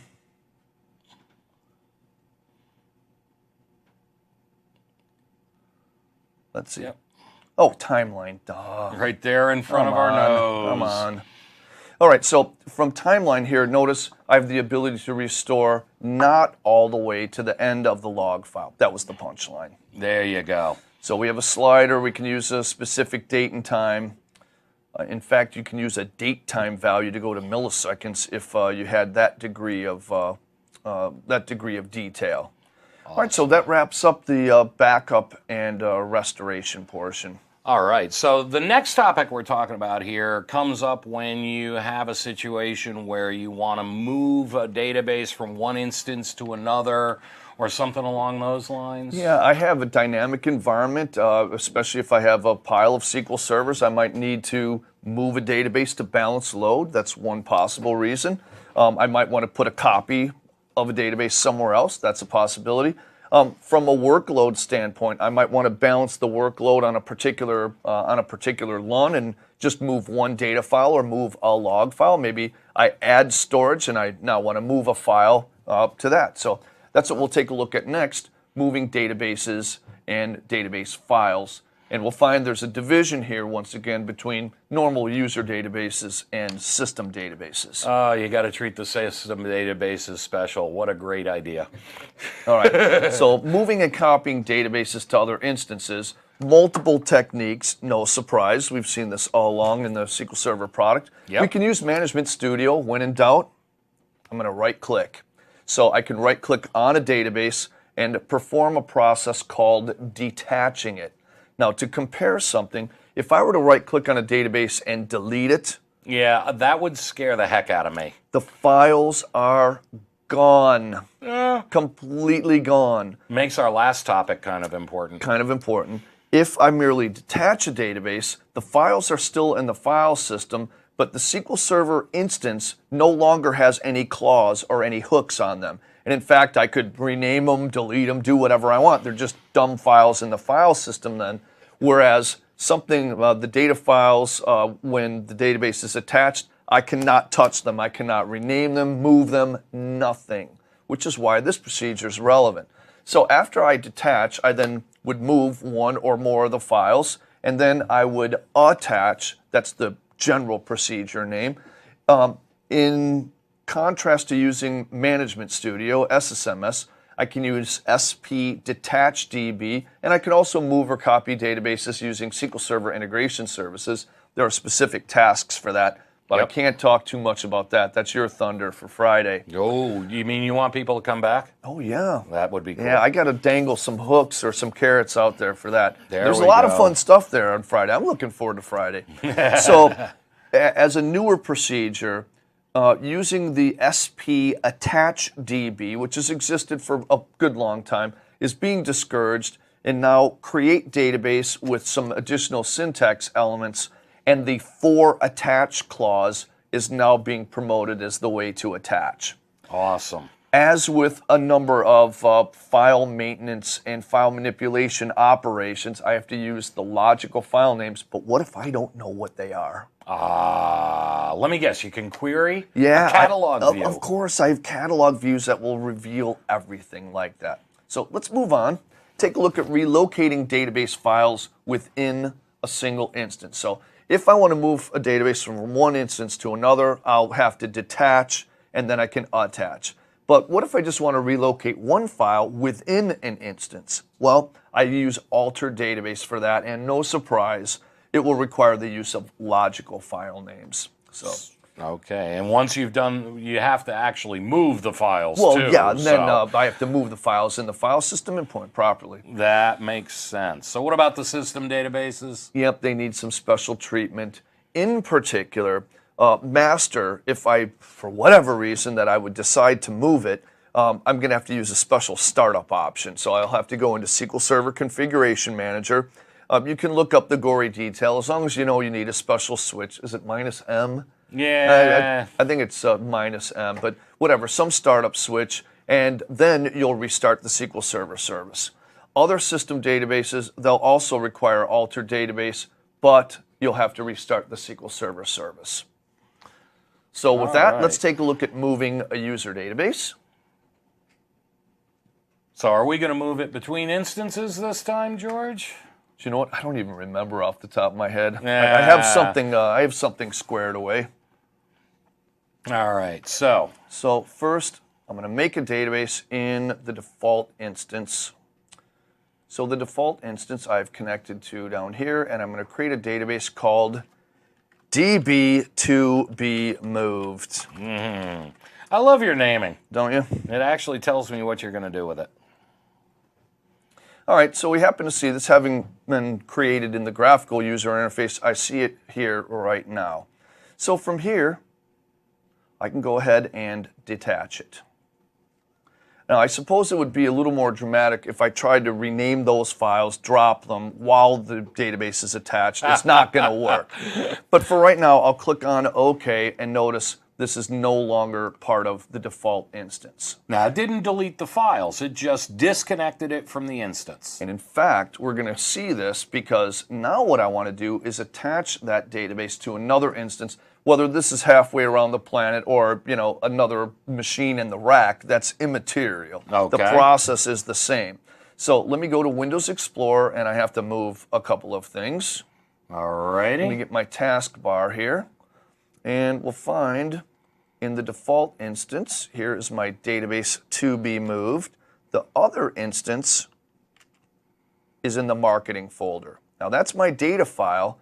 Next up, I'm going to have to go to the log file in the L drive. There we go. L, and we'll take my log file and we'll move it to marketing as well. All right. Next up, let's go to the non-default instance, right-click on databases, and let's attach. Let's point to our new file location, db2bmoved, and observe with the log file, it thinks, well, it's actually thumbprinted in the file where it thinks it's supposed to be, and guess what? It's not there anymore. Its cheese was moved, so we have to point appropriately. So now we have to go to the log file location, and here's db2bmoved. Click on OK, and there it is. And we are back in business. Very cool. All right, let's see if I had any other fun. Let's call that good for now. All right, so our next topic, George, we're going to be talking about something that really has a lot to do with the backups and restores, database integrity. Yeah, it's not likely that the database engine will ever, or I should say, it's not likely that databases are corrupted. But before you back up a database you don't want to back up a database that's corrupted. No. You'd like to find out if it's corrupted and then maybe proceed in a maintenance routine through the backup process. So we have to take a look in general at ensuring database integrity. And this is going to involve the use of some DBCC statements. This would be part of your normal maintenance routine, like we saw maintenance routines in an earlier module today. So we're going to take a look at DBCC in general and then specifically related to integrity checking statements. Okay. How we execute it, and in the rare and unfortunate event that it reports errors, what we're going to do about it. Oh dear. So what is DBCC after all? So first of all, it's the name, or the the acronym starts for Database Console Command.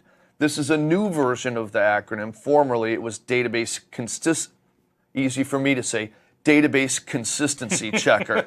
And now, as you can see, or as you would see from the link, there are lots of DBCC statements. Okay. The time when a database might become corrupt would not so much be likely with the SQL Server system, but with the I/O system. Maybe I have a corrupt caching controller or host bus adapter, something like that. Now, some of the statements that we'll see in DBCC, they're categorized. We have informational statements, validation statements, maintenance, etc. So there are lots of those. It'd probably be a good tour of duty to at least become basically familiar with some of them. DBCC can be an extremely useful tool when you're looking at the databases. So the one that we're going to look at now, let's go to the next slide, is DBCC Check DB. and its purpose is to validate integrity of the database structure and the data inside it. Strangely, it actually spawns other processes, other DBCC statements like check allocations, check table, and DBCC check catalog. Okay. If I have a large database whose integrity I'm attempting to check, there are some options I might want to consider, namely because it might take seriously hours and hours and hours to run this. So notice some of the options that we have: physical only, no index, all error messages. This might be if I just want to see error messages. I don't care about all the detailed reporting that it can provide if I want. And another one, estimate only. So just give me an estimate of what it would take. Next up, in the rare circumstance where a database would have corruption, we have repair options. And this part is easy. There are only two. The other part that's easy is if there's corruption that's reported, it will state what the minimum required repair option of the two is in order to fix something. So it'll tell you what you need to run. It will tell you what you need to run. Now, my database is going to have to be in single user mode, and I'll use, as we saw earlier, that's a database availability option. I'll have to go to alter database to put that in single user mode. Okay. And now for the two options that I have, repair, rebuild. Notice no loss of data integrity within the database, and it does some shuffling under the covers to put the database back in good order. Now, very unfortunate. If you are advised to use the repair allow data loss option, this is absolutely the last resort. This is if you have no backups, absolutely out of altitude and ideas, as they say. This is your only choice. Picture a gun to your head. You have no other choice, and then that's when you're going to pick that. All right. Now, after you perform your operation, you're going to want to make sure that it doesn't occur again. So you're going to have to aim at getting to the root cause. Okay. Can you show us how it's done, George? Yeah, let's take a look at using DBCC CheckDB and some of the things that it reports. All right. And let me make sure I'm connected to the right instance. So I'll run DBCC CheckDB targeted at a particular database, and you'll notice Boy, there's a lot of messages there. It's somewhat verbose. Lots and lots and lots of stuff here. So I got to read through all that to find out if my database is all set? This is kind of like the boss that says, I'm thinking of Elise here, just give me the facts, please. Are we okay? You know. So you'll notice at the end it says, Elise is here in the room. She's managing our project here. Notice it says 0 allocation errors, 0 consistency errors. So it took all that to get to that conclusion. Okay, tell me, George, is there a less verbose way of doing it? Let's take a look at running DBCC with no info messages. That would be a good one. So we'll run that. Notice this database is not particularly large, and what did we get? Yep, you're okay. Yep, you're okay. All right. All right, now I have a problem child. Let's see. Okay. I want to make sure my path is right here.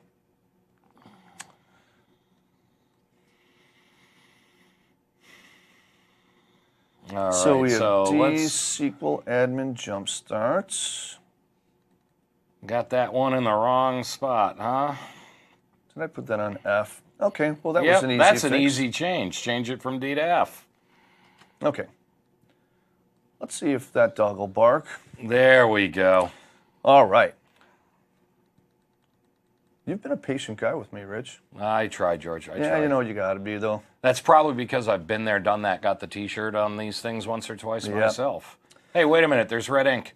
Ooh, red ink can be bad. Hey. So we observe down below there are errors. Okay. No allocation errors, but there are consistency errors, and it got worse than that, not in red. What's my only available fix here? Repair allow data loss. Now, strangely, how might someone even become acquainted with this? Well, I might perform a query, and notice I'm doing a select star. So all columns, all rows. This is going to retrieve every page in the table. Ew. Logical consistency based? Yowza. Yeah, so let's say an error like this is reported from an end user. They're going to call help desk, tech support, something like that. Somehow that's going to get to the data team. But take a look at this. Notice, depending on where the query is made, there might be unaffected areas of the same table. So some of the data is good, some of the data is not. Yep, and just a little, this is a little ad hoc here, Rich. Let's say I selected star from MSDB dot, I think it's DBO suspect pages. Ooh, on target. This would also show up to 1,000 corrupted pages, pages where the checksum didn't match the data that was read. That's one of those tables you'd really want to keep an eye on over time. And strangely, the product is set to only store 1,000 rows of suspect pages. I think that's reasonable. Hopefully you don't have that many. If you had anywhere near 1,000 pages, you have bigger problems. All right, so next, alter database, set single user with rollback immediate. Oh, here we go over the waterfall, Rich. And we're doing that because we restored a corrupt backup. So that kind of gets rid of restore, doesn't it? We lost all altitude and ideas. We had absolutely no other choice but to repair.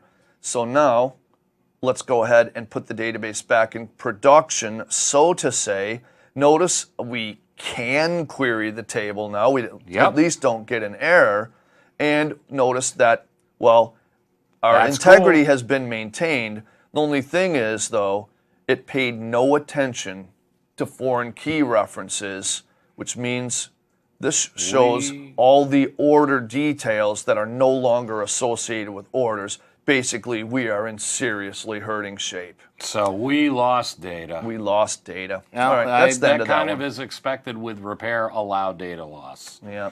All right, so what about other maintenance that we do? Are there things that we want to be aware of and things we want to take care of? Yep, last topic for this particular session is dealing with indexes, statistics, maintenance. So we have to take a look at a couple of table structures that are out there, indexes, and then some other objects and their maintenance. So with that up, let's go to table structures.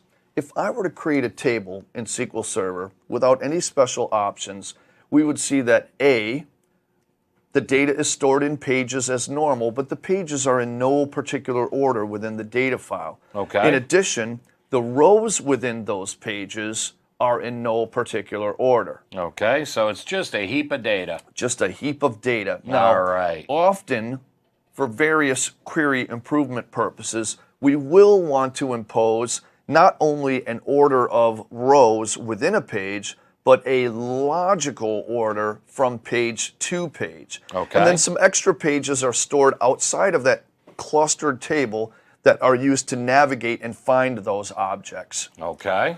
All right, so now that we know what the two table structures are, we have to take a look at what our indexing options are. There are various ways that we want to query data in SQL Server, and we have objects to make sure that those queries are efficient, index objects. Now, an index is just a list of sorted values. Let's keep it simple. And as an add-on, that list of values may impose uniqueness or it may not. I often find that the constraints that are used to make indexes are confused with the index names. So to help you along the way, I've made a little matrix here of the different kinds of constraints and indexes and how they map. So what do we need to be aware of with indexes other than the fact that they help us look stuff up? Invariably, over time, data is going to change and indexes are going to get fragmented. So that's going to impose upon us, the database administration team, to maintain those indexes. And we'll see a couple of ways that we're able to do that. Now, before I get there, well, there's another object we want to talk about, and that is statistics. What does statistics do for you? First of all, statistics are objects that basically compute the estimated number of rows or actually calculate the number of rows in a table. And this can be important for the query optimizer when it goes to produce a query execution plan. It may impact the join order of one table to another based on the number of rows in one table compared to another. And also, statistics will gather things like, if I'm querying for the name Smith, I might have 10,000 Smiths. If I'm querying for a Squillace, I might only have one, and that may impact the query execution plan. Okay. So statistics are valuable objects is the big picture here. All right. Now, some good news, if I can cut over to my virtual machine for a moment, let's take a look at the model database. And if I go to the model database, we'll notice under options, there are a couple of options here. Let's use green. First of all, we have the auto create statistics option, and we have the auto update statistics option. Now, on smaller databases, and I don't mean puny, but on something that's not gargantuan, these are fine to leave on. There are some that have some very strong opinions on whether or not these should be on, and for the largest databases, you'll probably want to have a background automation process to have those updated or create and update them.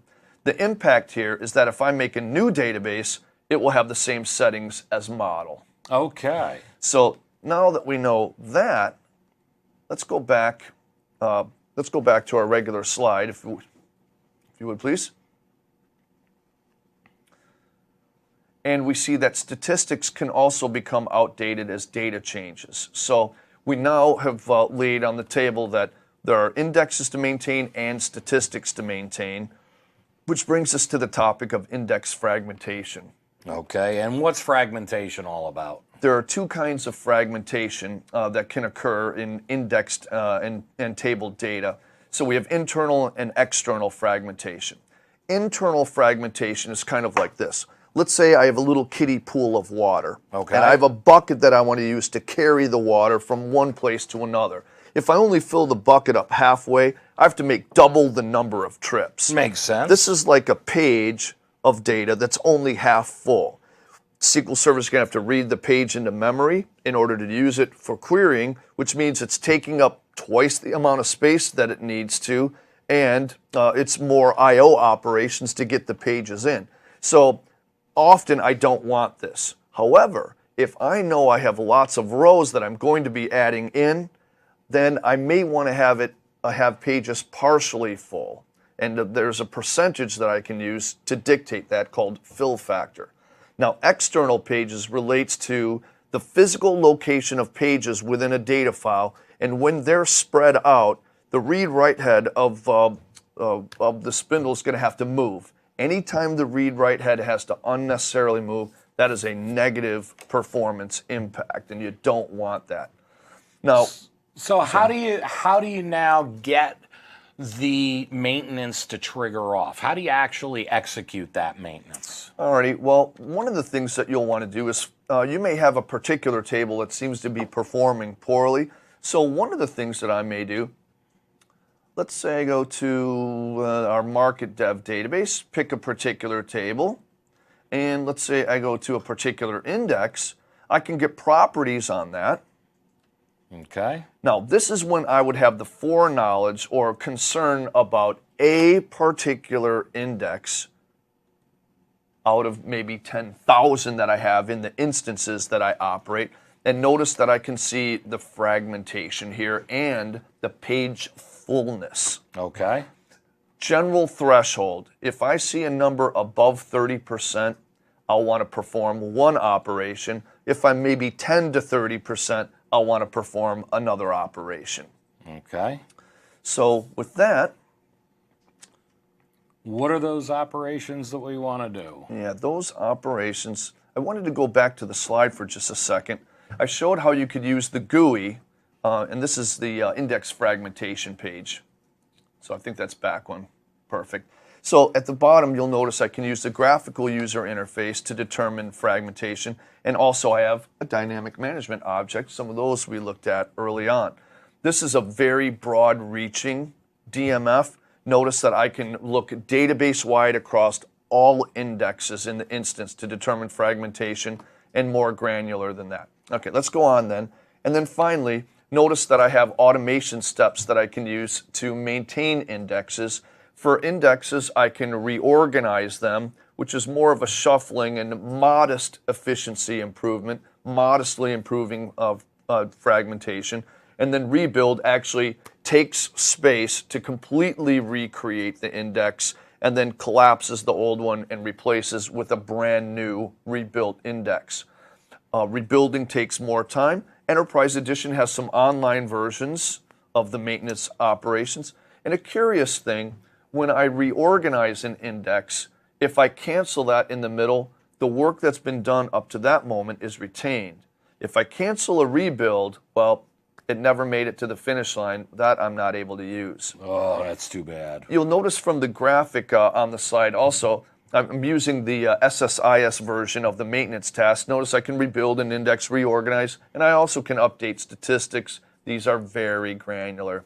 So rebuild and reorganize are exclusive to each other. You wouldn't do one and then the other. No. You'd do one or the other. That's right. So what I might do is first have a query that looks for those objects which have a certain threshold of fragmentation and reorganize those. And completely separate, look for those objects that have a greater threshold of fragmentation, and then I would rebuild those. I do want to go on record saying there are lots of very polar ideas about what the proper thresholds are, how often you should do this, whether or not you should even bother doing that. So do a little bit of research there. And now final thing, let's see, you want to see this last one? I think we can do this last demo, absolutely. Okay, I think it's pretty quick, but let's see. So in this one, we're going to go and after we've already looked at the fragmentation, as you did in your last little demo, now we're going to actually do some maintenance on an index, George. Oh, you know what?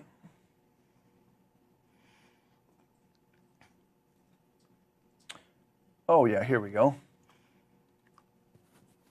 All right, so what do we got going on here? All right, so I'm going to create a table in TempDB, and I'm going to populate it with some data. Okay. Next up, the population. So we're going to put 10,000 rows in this. And hopefully that one doesn't take too long. Boy, that's good. SQL's quick. I like that. All right, next, let's check the level of fragmentation using a dynamic management object and notice the number of inputs that this function can take, and notice options like detailed. All righty. So we've got a clustered index on the table, and it's telling us what, George? All right, so now I see the average fragmentation in percent at the moment. Okay. And another one of particular importance is the average page space used. Notice it can't be more full than 100%, so it's fairly jammed packed. I'd say 99 point something is pretty doggone good. Now, there's some fun query code written here to scramble everything around and fragment the heck out of the data that's within that particular table. Okay. So this time around, we'll now query using the same dynamic management object, but observe now the fragmentation in percent. Yeah, boy. And let's also take a look at the average page space used. Notice much less used. Now, one of my maintenance options is to use alter index all, and that says on behalf of a table object that I have, I'm going to rebuild all indexes. Okay. So, that went pretty quick, so I would say that was a pretty small table. Pretty small table. So now let's go ahead and determine if there is any fragmentation that remains after a rebuild. You probably can predict the end of the movie, right? Yeah, so let's hope so. Average fragmentation in percent, 0. Awesome.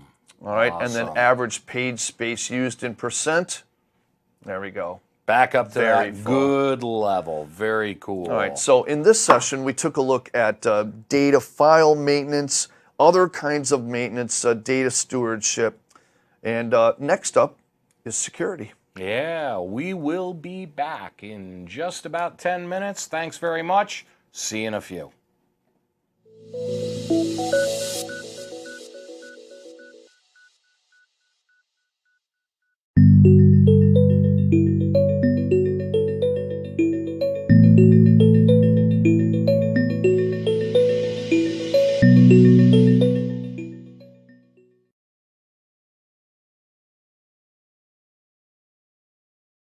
Welcome back to the Administering SQL Server 2012 Jump Start. I'm Rich Curry.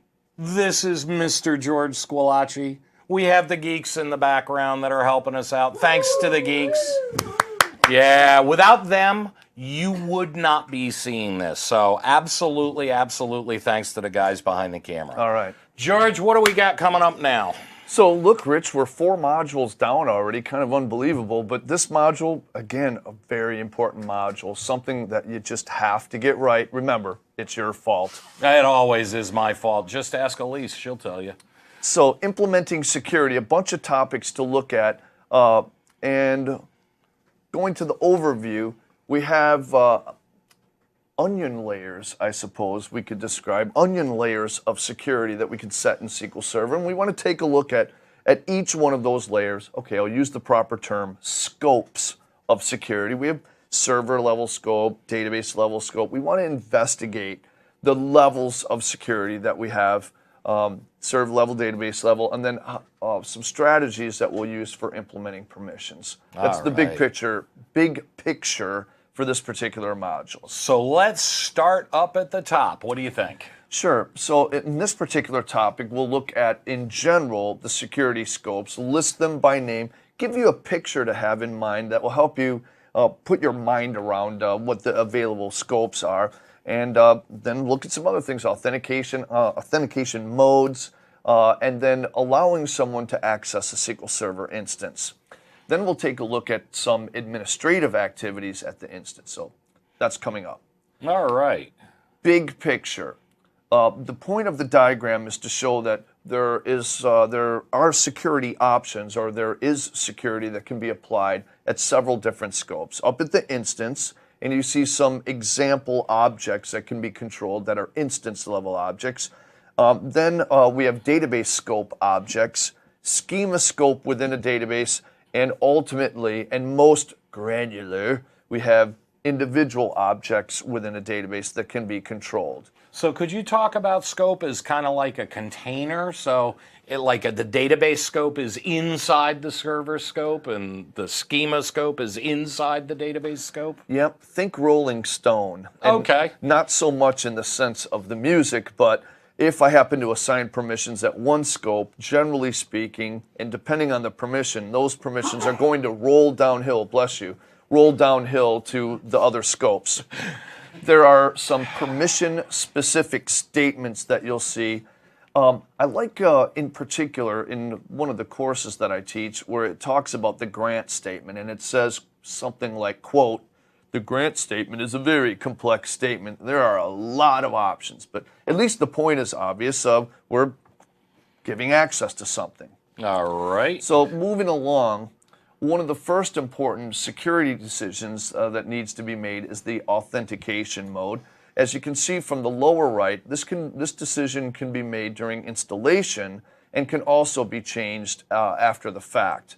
So it's a little bit tiny, but you'll see 2 radio buttons which permits solely Windows authenticated access to SQL Server, alternately Windows plus SQL Server logins.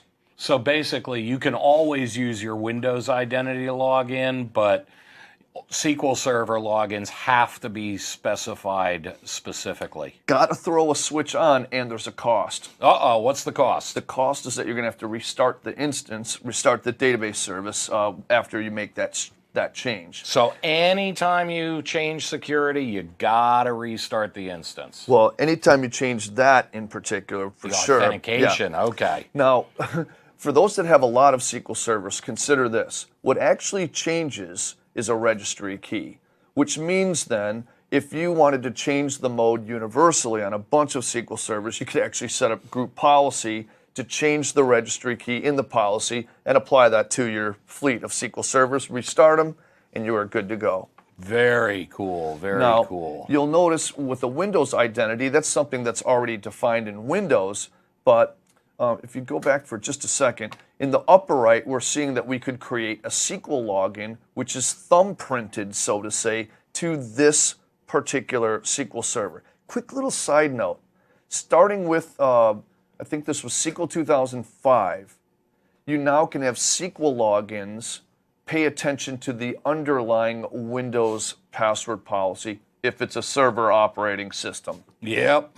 You set it in AD, and then SQL Server follows along. Yep. So let's move on to login objects. And this slide caters to those that might be newer to SQL Server. And I'm trying to make it very obvious how someone ultimately gains access to objects within SQL Server. Think of it as clearing 3 separate hurdles. First, I have to knock at the front door and furnish identity of who I am. Okay. And not only do I have to prove who I am, but then I have to show that I'm invited to the party. Okay. So we refer to this as authentication and authorization. Now think about this.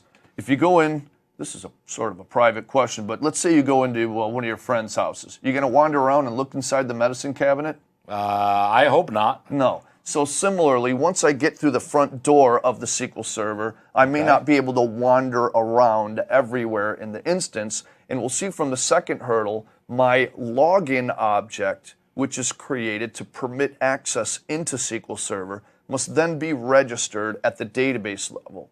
To back up for just a sec, notice that logins can be derived from a few different sources, a Windows account or a SQL Server account, and they also can involve Windows groups. Okay. Why would you use a group instead of individual accounts? Well, it has to do a little bit with, we'll just say, turf war. If I want Windows administrators to manage groups, then I could pass that off and let them populate, but generally it's a measure of efficiency. Okay. So that's a good point to bring up. Now, at the second hurdle, I have user objects that are then registered at each and every database where I want to log in to be able to do something. Similarly, just because I can enter through the front door of a database doesn't give me access to everything within that database. And this brings us to the third hurdle.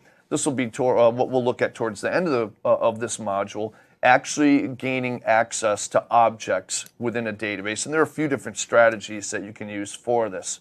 Now, when it comes to the tools that I'll use to build all this, yes, like a lot of things we've seen, I have the graphical user interface. Absolutely. Like we've seen before, I have code-based methods, create, login, alter, drop, etc. Yep. There we go.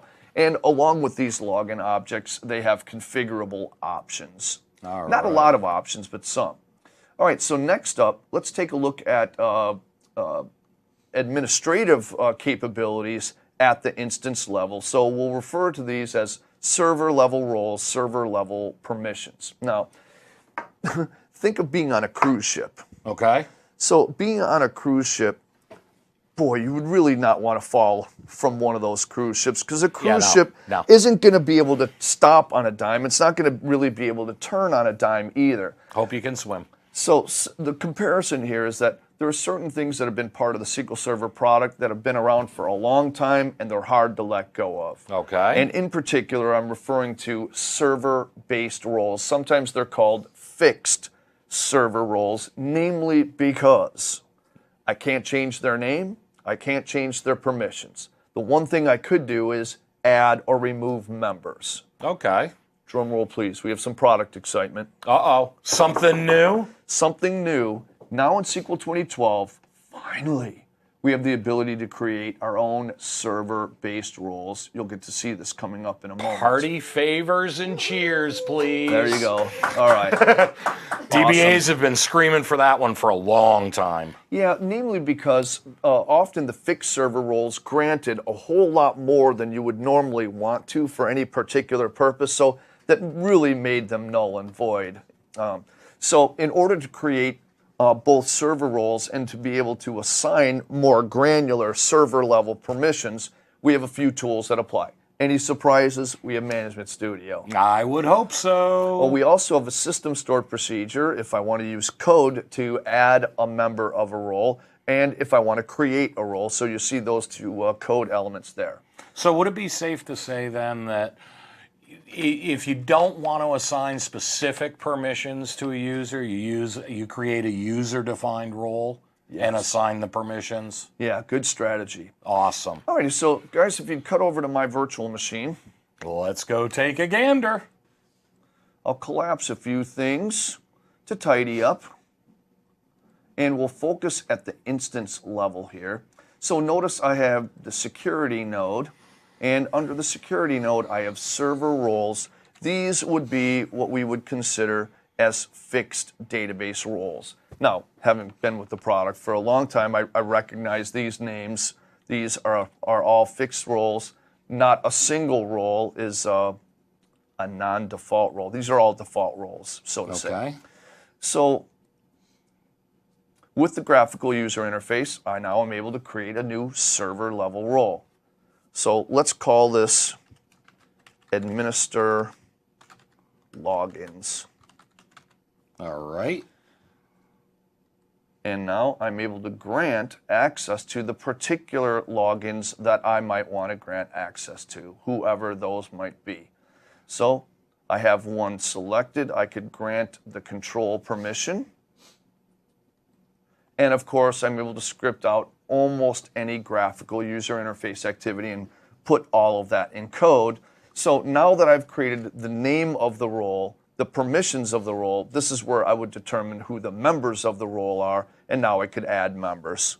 Just as an aside, that script button, that is a great way to record the stuff that you're doing to your database, to your instance, so that when you try and go back and figure it out 2 days later, you can actually remember it. Yeah, are you a record-keeping kind of a person? When it comes to databases, I am. Yeah, all right.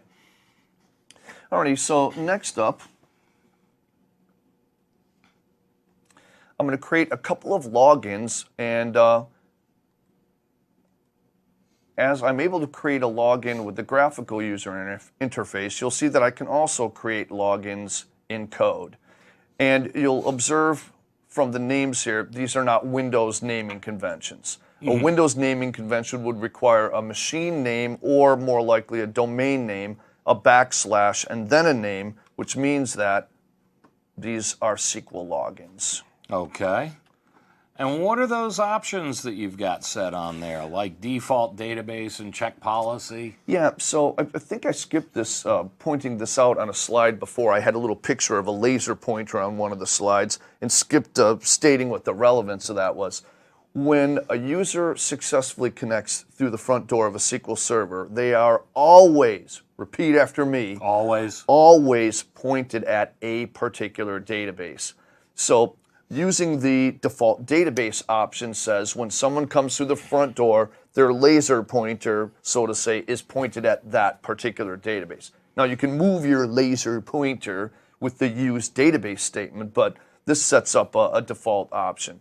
And also, you can determine whether you want a SQL login to forcefully adhere to Windows password policy or not. When you do, that seriously raises the security and safety of SQL logins. So that would be like password expiration and complexity, things like that? Perfect. I'm glad you brought those out. Awesome. So I can't remember if I ran this or not. Okay, I didn't. Otherwise, I would have had an error. And with the refresh, notice I have a bunch more objects.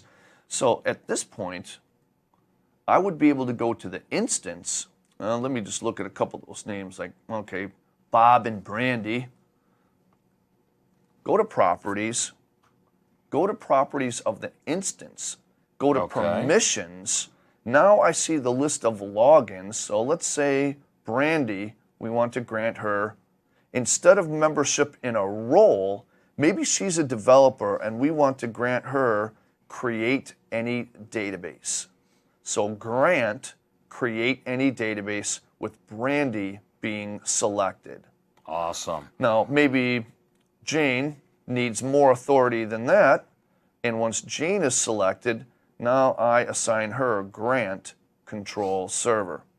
There's a general principle I want to bring out about create any database, and that is if I have the ability to create something and I exercise that privilege, then I own the object I created, and if I own it, that's supreme. I have ultimate control over it. Awesome. All right, so that shows how to create a server-based role, how to create logins, and how to assign them privileges. And now in code, you'll see how I can create a server role in code. Now grant a permission to that particular server level role, and now add a member to that role. Neat. I want to give you guys a little phrase here that might help you out. Principals are assigned permissions to securables. A principal being something that can be granted access, a securable being something that is protectable within the system. And then a permission ties them together. All right, I think that was all that I had for that one. Just server scope permission. So I also have server scope permissions, grant control on login, grant create any database. So that's a code-based version of what we saw. Okay. And then a connect permission. So if you've got server level security set up, does that automatically give you permissions and abilities to act within a database? No. So what we've just looked at is clearing the first hurdle, both in the sense of getting into the instance with a login and then having administrative privileges at the instance. We're now going to echo that, but at the database scope. So we'll take a look at getting access within a particular database and then administering a database as well. So we'll see in this topic, we'll look at creating database users from logins. We'll take a look at database level roles and a nifty trick, something you may be familiar with, maybe not, called application roles. So off to database users. All right. So what is a database user? How do they work? A database user represents the second hurdle of the three hurdles in my picture, and we see that in order to gain access to a particular database, my login at the instance level needs to be registered at the database level. I could have an instance with 50 or 100 databases, but I might have only access to one. So whatever databases I need access to, I'm going to have my login registered at the database level in the form of a user object. Now, I may want to divide the responsibility of administering a particular database, and in that case, I also have database level roles. Similar to the instance level, there have always been fixed database level roles. They're called fixed for the same reasons. Okay. Can't change their name, can't change their permissions, but I can change membership. All right. Also similar to this server level, in general, they give away more privileges than I would want to, so we'll often have an alternate technique for granting administrative privileges. This would be solved in the form of a user-defined database role. All right, now application roles. I explicitly described those actually in a slide or two, so we'll get to that in a moment. So can we talk a little bit more about those database level roles, George? Yeah, so you'll see from the screen capture here, I can, let's see. I had to see, just getting my bearings there. So I selected It's been a long day. Yeah, been a long day. In fact, if you guys will cut over to my machine, I think I'd rather just show this.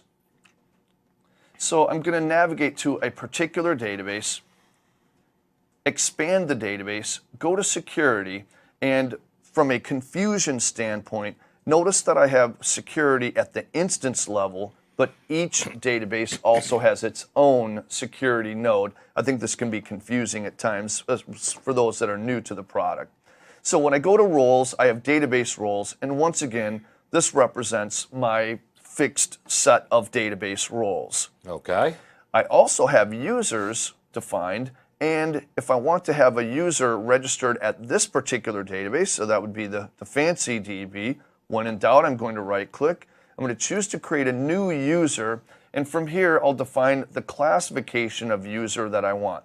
A SQL user with a login, we'll talk about this shortly, or a Windows user. Okay. Notice the form changes Yep. based on my choice. If I have a Windows user, I'm going to obviously have to pick the location of that Windows user and then either grab a group or I'm going to have to grab a Windows user. Okay. All right. Or I could grab a SQL login, and in this case, You give it a username, I'm right? going to have to go ahead and pick what particular login it is. And this is where I'll see the laundry list of logins that I made. I don't know why I picked more than one, so I only wanted to pick one. All right, so that's how I would create a database level user. Okay. Except, notice the foil there. You need to have a username. Yeah, this is, even though this is derived, whoops, I lost my mic there for a sec. Even though this is derived from a Windows login name, strangely, the name doesn't have to match at the database level. That's a good thing. Yeah, this could be a good thing because I could have something like a lengthy or obtuse Windows group name and maybe make a friendlier name within the database system. But for right now, I'm just going to do a quick copy and paste, make that easy. So if it makes sense for traceability and being able to track back through, it probably makes sense to name the username and the login the same thing most often. You know, I think so. I'm kind of Captain Straightforward, and I think, honestly, as I age, I like straightforward more and more. All right. All right, next up, and I kind of jumped ahead to our demonstration since it was convenient, but That's all right. We talk about it while we're doing it. so now going to database roles, notice I can create a new database role. This particular part of the feature has been around as long as I've worked with SQL Server, so at least all the way back to SQL 2000 and probably way before that as well. So I would identify pools of people either administratively or within the database that need some access, and I would come up with a name that represents the kind of access that they need. So something like healthcare table access. So really what we're talking about is people that serve the same function rather than have the same identity. Exactly. So after I make a role, that would be one of the legs of this. I should say after I create a name, then of course I'm going to have to add one or more members. And notice the members that I can add here fall within these classes. Either users, so logins registered at the database level, or strangely, I can nest a database role within another database role. Be careful about over-engineering that, though. All right, so let's go ahead and add, even if it's only one person. Now, the final part of this story, and I can't give this away just yet, is assigning permissions to the role. That we're going to take a look at a little bit later. All right. So what about application roles, George? Are database level roles and application level roles the same thing? No, in fact, let's go ahead and cut back over to my virtual machine for a second.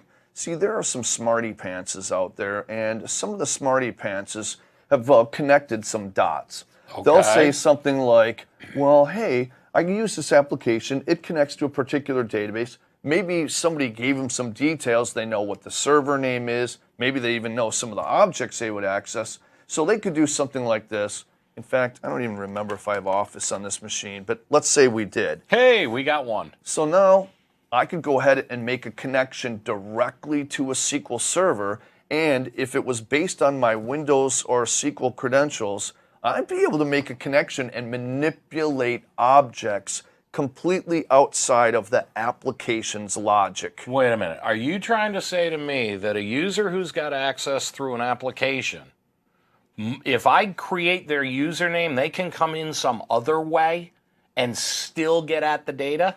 At the moment. Oh dear. Yep. So one of two things is true, Rich. That's the way that I want it, or that's not the way that I want it. So what if I don't want it that way? So if that's not the way that I want it, I actually have a control. Let me go ahead and get out of this first. I like to think of Superman when I think of application roles, and here's why. What you want to picture is someone going through a telephone booth. Clark Kent, let's say. He goes through as one identity and comes out as a new identity. Generally speaking, something with more privileges. Okay. So in that case, I can set up an application role, which we'll observe involves creating a name. Let's call this pharmacy access. Okay. And you'll notice the elements or the building blocks here. Just like, oh, that's smooth. Okay, just like with a regular database role, it has a name. So, Okay. And just like a database role, it has securables or those things that I want to assign permissions to. Okay. What's different is this part. Whoops, this part. All right. That's got a password. Yeah, so notice this has a password, and notice it does not have members.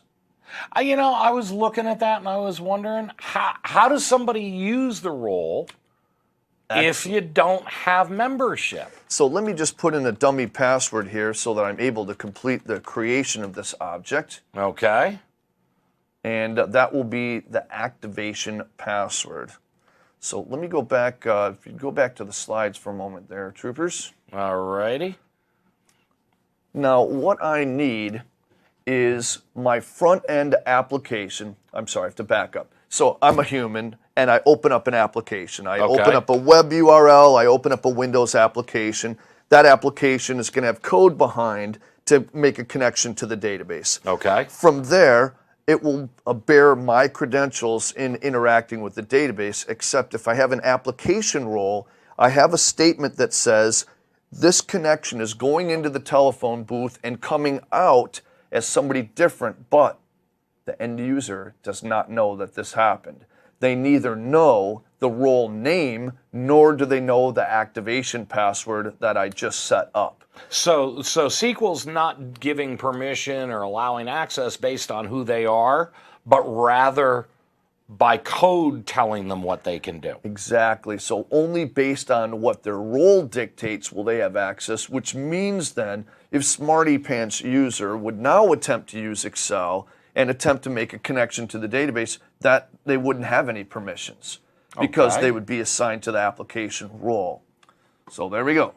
All right, awesome. And that's going to take care of our demo coming up of us implementing database level security. So the last piece of this then is really going to be permissions. Yep, so now we have object permissions, or implementing permissions, object permissions, code and module permissions, and we have to get to some permissions management strategies. Okay. Let's take a look then at object permissions. All right. So I have a broad class of objects that are contained within a database. We have tables, views. You see there are a bunch of other objects there. Object permissions apply to those particular objects. Now, there's a phrase that I used earlier.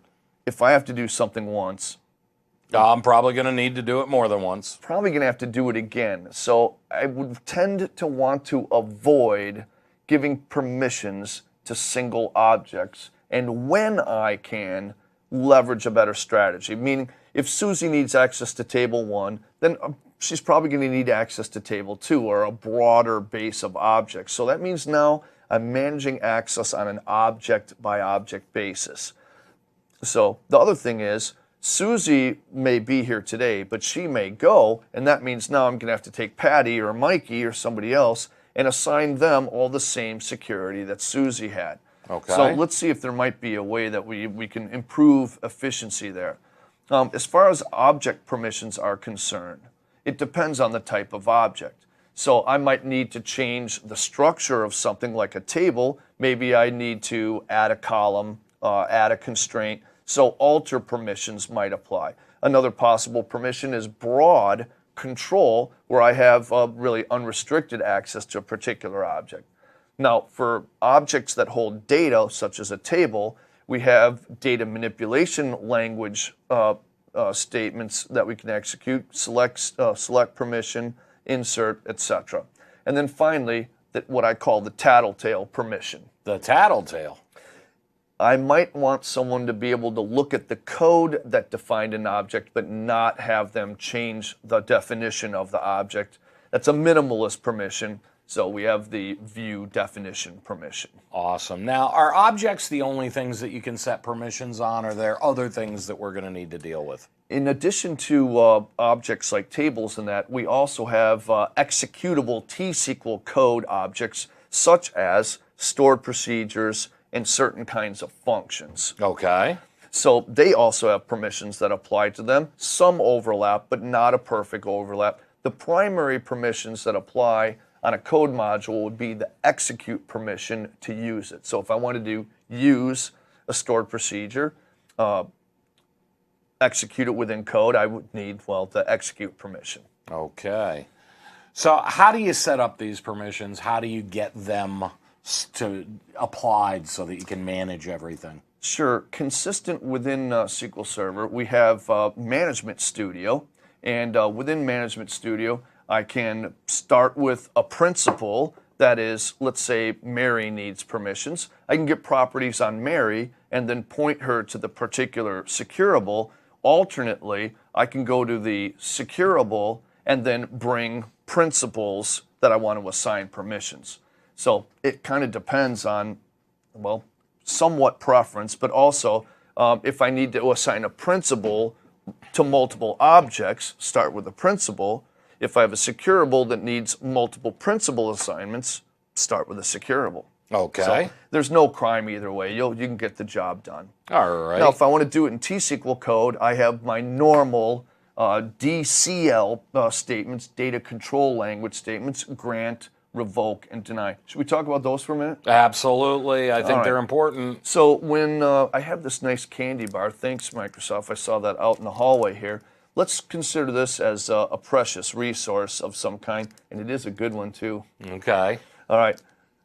Let's consider this is some precious resource that I have. If I want to extend that to someone else, I use the grant statement. If I eat this now, that's going to cause you problems, right? Now, let's say I had provided something to Rich and I no longer want it to be that way. I can take it back. That would be a revoke statement. There's another circumstance, and that is when, well, Rich, you're right next to me. I'm going to pick on you. Okay. Let's say you're a member of a role.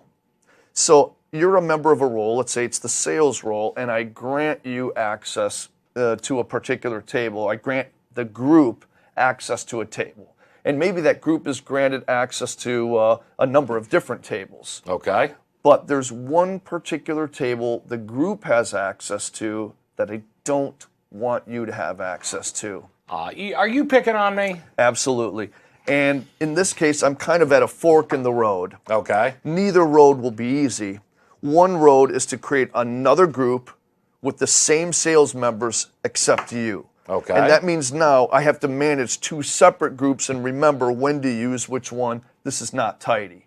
All right. Perhaps the path of lesser evil is to keep you in the group, assign the group permissions to the table the group needs, and then I explicitly assign you the deny permission. So that's one way that may reduce my overall effort of administration, but you have to do that sparingly. That can make your troubleshooting somewhat more difficult. So you can either let me do it by saying you're granting it to me, or you can tell me, no, you can't do it by denying me. Exactly. And there's one more kind of strangeness. Let's say that I gave you a negative. I gave you a deny. Okay. I can actually use the revoke statement to remove the negative. Oh. So keep in mind, removing a negative is also performed with the revoke statement. So grant makes an entry, deny makes an entry, revoke removes an entry. Good observation, good point to make. Nice. And then finally, there is a security anomaly that's been fixed in SQL Server 2012. This goes back a long way too. Goes back a long way. But prior to when I was working with the product, Yep. I mean, it's been in there as long as I've known. Namely, I can have a table level deny and a column level grant that will succeed. I didn't really talk about column level grant, so you're learning two things here. First, yes, column level grant has been around in the product for a while where I grant just certain columns. But the anomaly of a column level grant overriding a table level deny no longer exists. Everybody say ah. All right. All right, so what about the strategies? How do we apply all this stuff? What are some approaches we can take? All right. I'm going to take pain somewhere. Usually. So it's just a matter of where I want pane, and normally it's always better to take pane up front. Okay. And I coined a term here. I'm going to be famous for this someday. Double abstraction, and I want to tell you what I mean by this. We're going to review a couple different ways to implement permissions. Ultimately, here's my phrase. You want to make sure that you design so that the design works hard for you rather than make you work hard. Makes sense. So at the far left here, we see that we could have a couple of database objects and use our database user objects and directly grant them access to those objects. The thing is, maybe one of those is Bill. Bill might come and go, so now I have to remove Bill, and then I'm going to have to add Susie and grant her access to all those objects all over again. Okay. Remember, the work stays pretty much the same, but the worker changes. Yep. So I can improve this a little bit in the next model if I use something like a Windows group. So at least a Windows group will have members, although I'm still taking the group and directly assigning them access to objects. Still maybe not the greatest idea. But the odds of getting rid of a group are probably less than getting rid of an individual user. Absolutely. So this is definitely an improvement. Okay. Now, even better is using a database or an application role, and I've used them interchangeably for this particular purpose. Again, the work is going to stay pretty much the same. The workers will change. So I can create a semi-fixed relationship of assigning permissions from a role to one or more objects and then just manage membership. So this is where you want to aim. You want to aim for managing membership and not doing all the granular permission changing. That way you assign the permissions one time, and then you just add people in and out instead of having to keep changing the permissions. Exactly. I like that. And in the next model, I raised this just a little bit by using Windows groups that are added to database roles. Now, in fact, I skipped a little detail. You don't add a Windows group to a role. You would have a login defined from a Windows group. Then that's registered at the user level, which is then made a member of a database role. Okay, now, so then... that makes a lot of sense, but what about permissions at the object level? I mean, is there a way to group things there? In fact, what we see, this is the drum roll, big conclusion, thank you very much. We'll find that all objects are contained within schemas, at least certain data accessible objects, stored procedures, tables, views, etc. They're contained within a schema. The fancy part is that we can use schemas to collect objects that need uniform permissions, like a bunch of stored procedures that a pool of people need to execute, or a bunch of tables where people need to select and insert into, not delete, not update. So I can pool those objects inside a schema, grant permissions to the schema. Now, in this case, I get easy for me to say, I get double abstraction. So on one end, I can add or remove objects to the schema and not have to assign permissions to them. Because the permission was assigned to the schema, I don't need to worry about permissions to the individual object. So I add another stored procedure, it needs execute, great. Now the other end of double abstraction, instead of having to assign permissions when I get a new Mikey, a new Sheila, I just add them as a member of the role. So I have abstraction on both sides of the permission equation, and Rich, you're excited about it. I'm absolutely over the top. I can't wait to see it, actually. All right, so how about it? Let's move on to that. All right, let's go take a look at the demo. And in this one, we're going to be playing with those permissions that we were just talking about. All right, so let's go ahead and create, let's see, I made a database role. And next up, let's go ahead and create a schema object. Okay. So let's say I create a new schema. We'll call this the manufacturing schema. I like that. Do you? Yeah, it means we're making something. All right. All right, now let's see. I have to look at what database I was in. So I was in the fancy database. Let me make sure I'm pointed to the fancy database. And now we'll create just a couple of objects, create table, and we'll get the schema name. dot T1 for table 1. Just make something sort of silly. Yep. Execute that. Easy table. All right, next up, we'll make another table. Actually, this time, let's create a procedure. We'll call it P1 for proc1.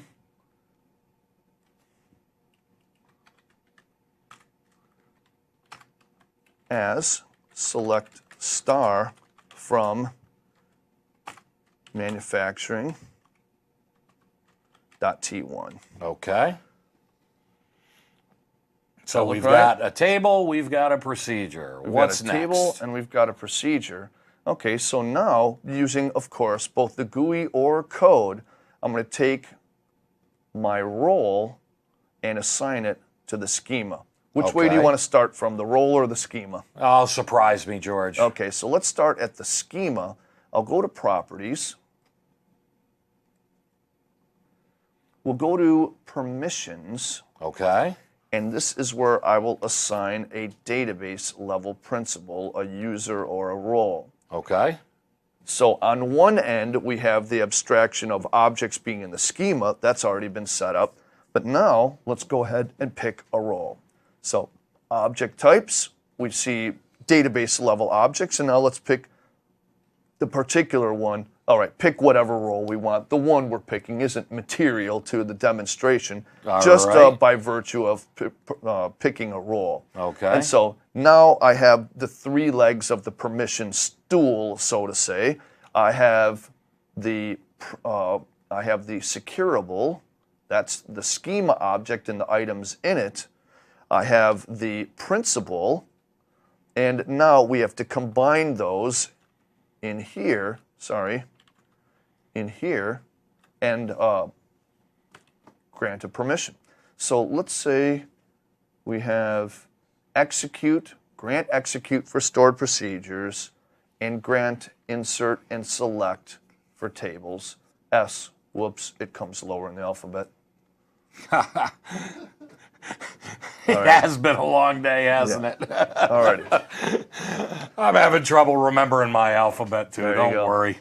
All righty. We have a few minutes left with this session. Can I take a little bit of liberty here, Elise? Yeah, go okay. for it.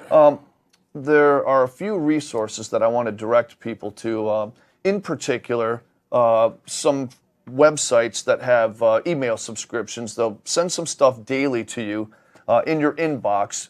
So at the expense of piling up a little bit of mail, I've been immensely benefited by being a subscriber to some of these. So in some form of follow-up, we'll make sure we get this. We'll make sure we get this to you. But to list them by name, here are some of my favorites. First, MSSQLtips.com, a great one.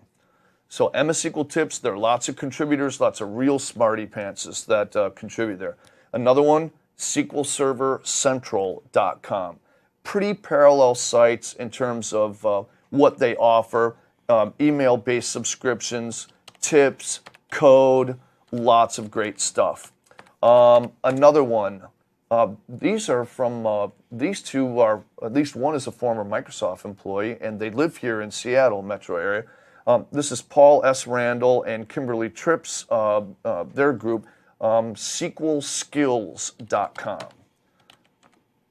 An interesting thing, Paul Randall is a big book reader, and he'll often tell you what he's reading. He reads some crazy stuff. So when I say crazy, I mean a broad variety. That's pretty nifty. So thanks for putting up the web URLs. And then a couple of other things. Rich, would you add up SQLSaturday.com? Mm-hmm. There are SQL Saturday free one-day training events. If I can spell Saturday, I'll be happy to. All over the planet. And I got to put in a little plug for SQL Saturday Kalamazoo, Michigan, coming up in November. You know, that would be that one right there, huh, George? You know what? We'll have people come from Chicago, Ohio, all over Michigan, and there's some real smarty pantses that work hard and contribute a lot to that event. This will be my 3rd SQL Saturday Kalamazoo. Great, maybe my 4th, but really good stuff. And I just want to point out that these are not just events that are here in the U.S. As you can see from the listing here, Lima, Peru, Ancona, Italy, Slovenia. So, no matter where you're viewing this from, check this out because there may be an event that's pretty close to you and you can get the benefits from it as well. Two more if I can. Uh-oh. You know what, I think we'll save one for the BI one, Pragmatic Works. We'll wait on them. But Okay. one more, go to SQLpass.org if you would, please. SQLpass.org. So this is the laundry list of pass-oriented user groups all around. Somewhere on there, see Find a Local Chapter? It's in the upper right. Okay. Or towards the right. There we go. So find a if it local were any chapter. bigger, it would have hit me. Danny, what state did you grow up in? Illinois. Okay, so let's do pass region, United States. There's Canada, U.S. Let's see, Illinois, so Midwest Heartland, I think is what they call it. Okay. Pick one, it doesn't matter, and just search. All right. So I can pretty much guarantee if you're anywhere near a major city, there are going to be some past chapters nearby. Awesome. I've benefited a lot from being involved. See, in Michigan, you show where you live by holding up your hand. I'm right smack dab in mid-Michigan, so I'm not far from Grand Rapids, a little more than an hour, not far from Detroit, a little more than an hour. So I'll participate in both user groups, and most recently I was able to speak in our Detroit user group. A lot of fun there. And again, just want to point out that as with the last website we showed you, there are lots of international chapters available as well. I just very quickly pulled up some of the Asia Pacific chapters. There are others in Latin America and Europe as well. So again, great resource, and being able to connect with folks that have the same interests, the same professional responsibilities can be invaluable. So Yep, good stuff. All right, so that concludes this particular segment. One more segment left, and that definitely would be it. an important and a very interesting segment, something I've put a lot of time and enthusiasm into, and that's high availability. So we're going to take a short break, and after that, session 6 of 6. Oh my goodness, we're coming to the end. Oh no, I'm disappointed. See you back here at top of the hour.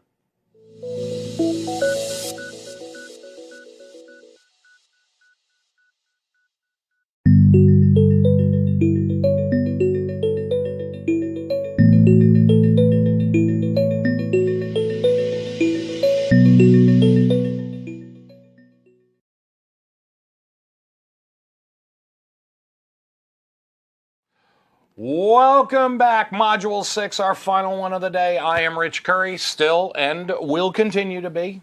George Squillace, still and will continue to be. George, what do we got coming to end things up today? An interesting and a really vital topic to a SQL database administrator, the topic of high availability. A bunch of different things to take a look at within high availability. We'll first have to take a look at what high availability is and the particular kinds of things that it covers, and then we're going to drill down into a number of different high availability technologies. All right, so now, I want to be clear, a couple of these are really not covered on the exam whatsoever. That's not so much the relevance, like, for example, replication. Not really covered at all on the exam, but because the topic is high availability, I want all of you to have a decent big picture look at the availability options that are within the product. So I'll have an inclusion of all those, at least a little bit, for your sake, not so much for exam purposes. So let's start out. What is high availability all about, George? When I'm trying to protect my environment, I need duplication at some level or levels. So high availability refers to having something available after some form of failure. So if a machine crashes or if a disk file breaks, disk Exactly. drive breaks, something along those lines. So I could have media failures, I could have complete server failures, I could have complete data center failures. There are failures really at a number of different catastrophic levels. So we have different kinds of high availability technologies. Some protect against hardware. Well, one in particular, failover clustering, or what I'll call traditional failover clustering, protects against hardware failure. I have a lot more to talk about there, so we'll save the more detailed explanation until later. Okay. Now, in particular, there are multiple technologies that protect against media failure, the loss of a database file, a LUN, things like that. And so we'll see that all of these involve duplicating database data, the entire database, or a portion of a database somehow. Okay, so what's the first one that we want to talk about? Okay, so the first one we want to take a look at is replication. And what you want to picture here is Grandpa's old cottage. This is something that's been around for a long time. It's tried and true. It's loved. It's useful. To tell you the truth, though, replication's a handful. It's very highly configurable, and there are a lot of ways that you can architect it. Rich, you know you're in trouble when you go to look up books on replication, and you see that any of the books, that there are only a couple books available on it, but they're over 500 pages. Simple Talk is coming up with a free ebook on replication. Should be out anytime now.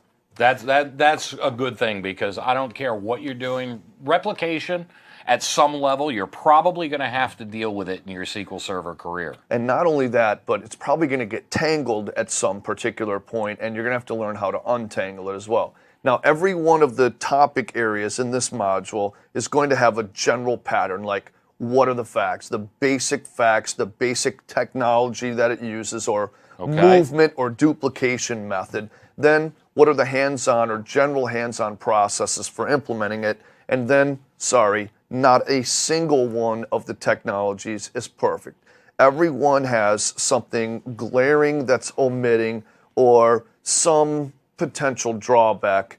And that's even true with the very newest technology, which has a lot to love, and that's always-on technology. So let's get busy and take a look at replication. So let's start out with the basics. What's replication all about? Okay, replication allows me to identify objects within a database, specific objects, which we call articles. Okay. These could be things like tables, even a filtered table where I have a portion of columns, a portion of rows. So we'll refer to that as a portion of an object or a whole object.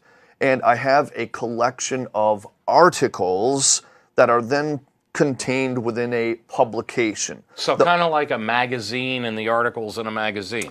Yeah, and then that is made available to one or more SQL servers. So the machine which is making the data available is a publisher. The machine which is consuming it is a subscriber. And in a more elaborate architecture, there will be a role somewhere on the publisher, on the subscriber, or maybe even on a separate box that is doing the data movement, and that's called the distributor. So kind of like the U.S. Postal Service sometimes. Sure. The distributor can be on any one of those machines, and in a larger environment, I might have a dedicated distributor. Okay. Now, as far as data distribution, that's part of what this is all about, data duplication, data distribution. You're going to see a graph on the slide here which illustrates a balancing act. So we have autonomy versus latency.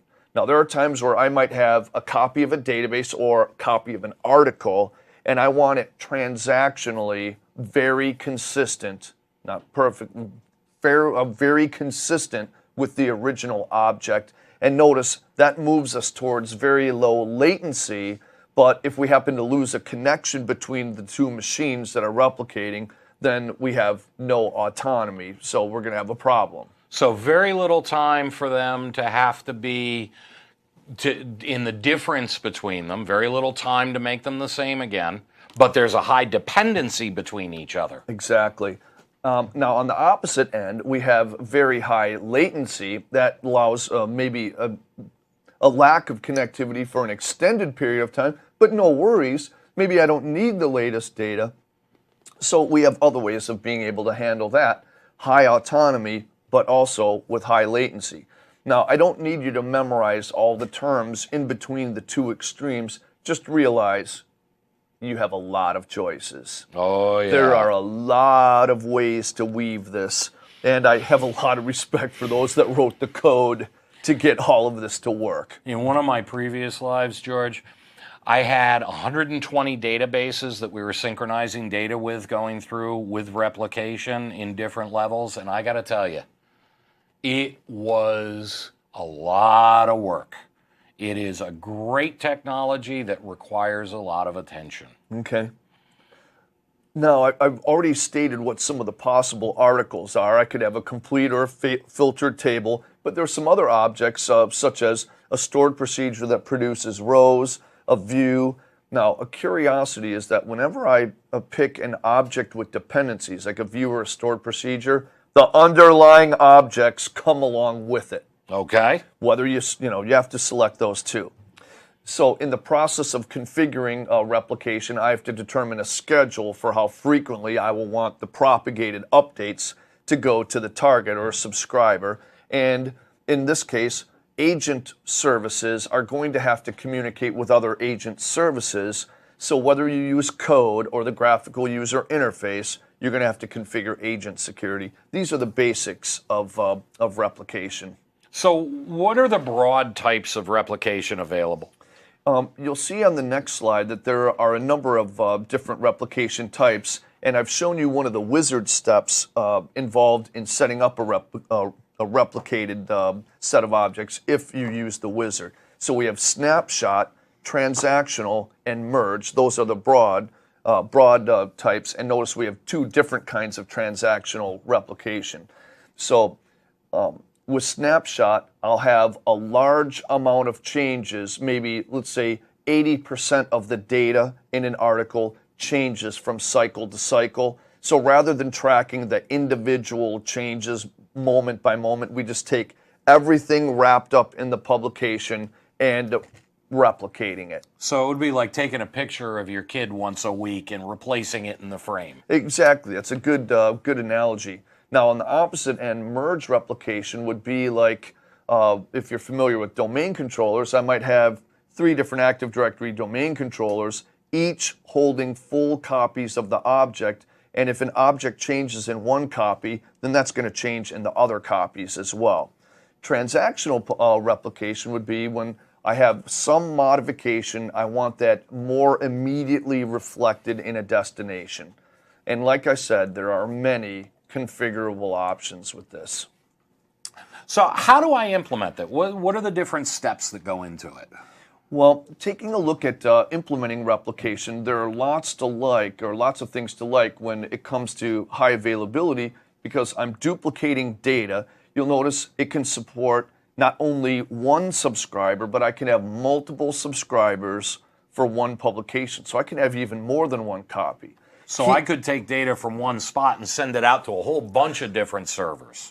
There's a bunch of different servers anywhere on my network. So this could be geographically distributed. That's what I'm trying to point out in the lower right part of the diagram. So different IP subnets, different SQL servers, even in different data centers. Now, there's no automatic failover. So if I'm pointing an application to some data on one machine and it fails, there's absolutely nothing that causes or redirects a client. This would be an entirely manual process, and it depends on how the application makes a connection. If you can point to a different IP address or change the connection string of the application, that would dictate in part how you would perform failover. So there are shared folders where replicated updates are stored. The distributor will pick them up there and then move them along. Lots and lots of moving parts here. Cool. So let's take a look at the strengths and weaknesses. A strength, replication's been around for a long time. So it's tried and true. You said you've used it Absolutely. a lot. Lots of configurability. I don't need any specialty hardware, so I can have completely different hardware configurations. One is a publisher, one is a subscriber. As long as they can handle the workload, that's fine. I can span data centers, which covers a catastrophic data center loss.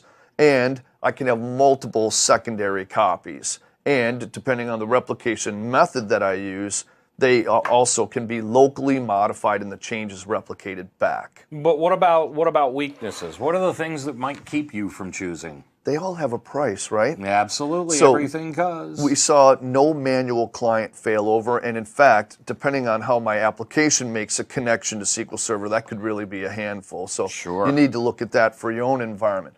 Also, this is not really a system data kind of protection. This is for user data, or user database data. And unless you select every single table in your database, it's only partial database protection. Okay. And by the way, you're not going to likely select every table for replication. No. Tell me your own opinion. Just so I'm looking for an opinion here. Have you ever gotten replication really tangled up and it really caused some snarls to get it back up and running? Frequently, one of the things that we ran into was when you had a problem with replication, just about the only choice in some cases was to delete it and start it all over again. So you killed the subscription and started over. Yeah, I've heard of this as a plan of attack. Do we call it? Yeah, one of the things that is highly recommended with replication is that when you do set it up and configure it, that you script out the replication and save those scripts, because that will make it a lot easier. Excellent. Good piece of advice. All right, so next up, if you guys would flip to my screen, we'll take a look at how we would walk through the publication creating process. So I'm connected in Management Studio. You'll notice there's a replication node, and from there I can choose New Publication. No surprise, I get to a wizard, it welcomes me, and from there I have to dictate where the distributor in this architecture will be. So with this particular architecture, I'm saying that the publisher will also be the distributor. Remember, lots of different choices there.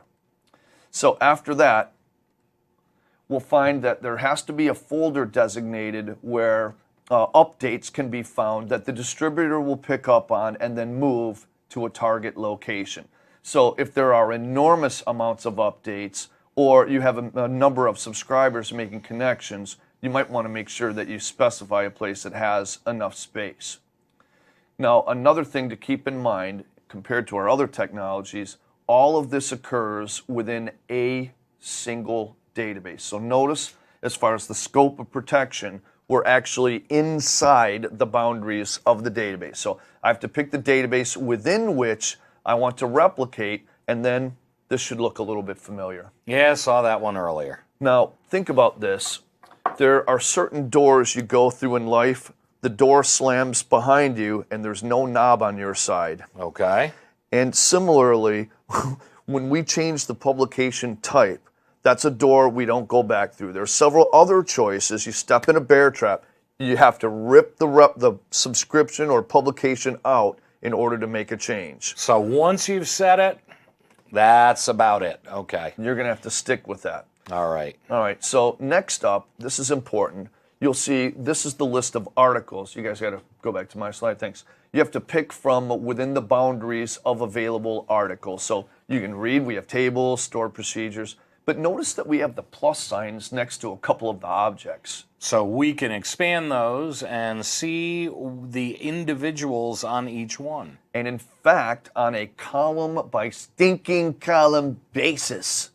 So you don't even have to do a whole table. That's right. So I don't have to do all columns, but in addition, let me get up to this next part, I also can filter by rows. So seriously, what if I have a table that has a bunch of data from a bunch of regions, and I only want the the American region or North American region? So I can essentially write a where clause here, and from the where clause determine only that data which I want. That is pretty cool. Granularity is the big deal here. Now, there is a potential to have more than one subscriber. We saw that as a strong point. So after we've configured this, we have a place where an additional subscriber can go to pick up changes, and also on an ongoing basis for those current subscribers. And now I'm at the snapshot agent, which sets up on what regularity will a publication or will a replication cycle occur. So this is going to end up creating an agent job and use the normal agent job and scheduling process. So a snapshot is only going to update when the agent tells it to. Exactly. Okay. And for agent security, depending on what particular type of replication I'm going to use, I'll have to make an association of the agent in one instance to the agent in another instance. I just wanted to see that, not necessarily all the gory detail. Now, towards the end of the wizard, notice it asks me, do I just want to script, but I don't want to do it? Okay. Do I want to create the publication, but not script, or what Mr. Safety would do? Absolutely, you do them both. Going to do both. And from there, it asks me more questions. Basically, how do I want to create the script file? So, do I want to append the new script file to an existing? Maybe I have a whole batch of the replication script code that I want to have, and a couple of other options there. And then finally, complete the wizard. I name my publication, and then it gives me a status update. Awesome, George. There you go. So after that, I would then see in the list of publications, I would see a publication. Awesome. Awesome. So replication, all about getting data from point A to point B. It's more about the movement of the data than it is about everything else, right? Yeah, and also the fact that I can very carefully control the type of data and the frequency that I want to send it. So I think replication really isn't considered a pure high availability technology, but it's duplicating data. So if I move one step closer then, and I want a database to be more tightly coupled to its replica, what would I do there? Well, let's take a look at the next technology, log shipping. Again, log shipping is a tried and true technology. Let's go to the next slide. We'll take a look at the big picture here. So we have the same pattern that we'll look at for log shipping that we did in the other, or in replication and the other technologies too. The basics, how we put it together, how failover works, and a strength and weakness comparison. Now, if you'll go back for just a second, one of the things that you'll see here in the screenshot, I've gotten properties on a particular database, and you'll notice at the bottom we have log shipping as one of the pages. What is the key place to get that started? Well, of course, enabling it. So let's go on to the basics, and I want you to focus on the diagram here.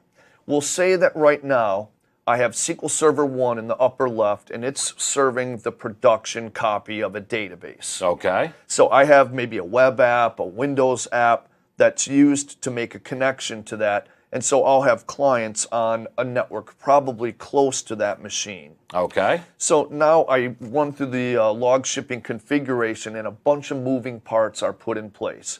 First of all, this primarily applies to user databases, but the entire database, its schema, and its data. So this is clearly a high availability technology. So no longer do we have the ability to choose individual objects to filter out data. It's all or nothing here. Yeah, it's all or nothing. So as I walk through the wizard, first I create a schedule that says, take the transaction log of the current database, back it up generally pretty frequently, and then store those transaction logs in a shared folder, preferably that's nearby. So does that schedule for the transaction log backup, does that drive the latency between the two databases? Definitely. And in fact, before we get done, we'll see there are several schedules that can be carefully crafted so that you get exactly the latency that you want. And this can very much work in your favor. Hold on to that thought for a second. Okay, hanging on, baby. All right. So next part of the wizard, we have to determine on what level of frequency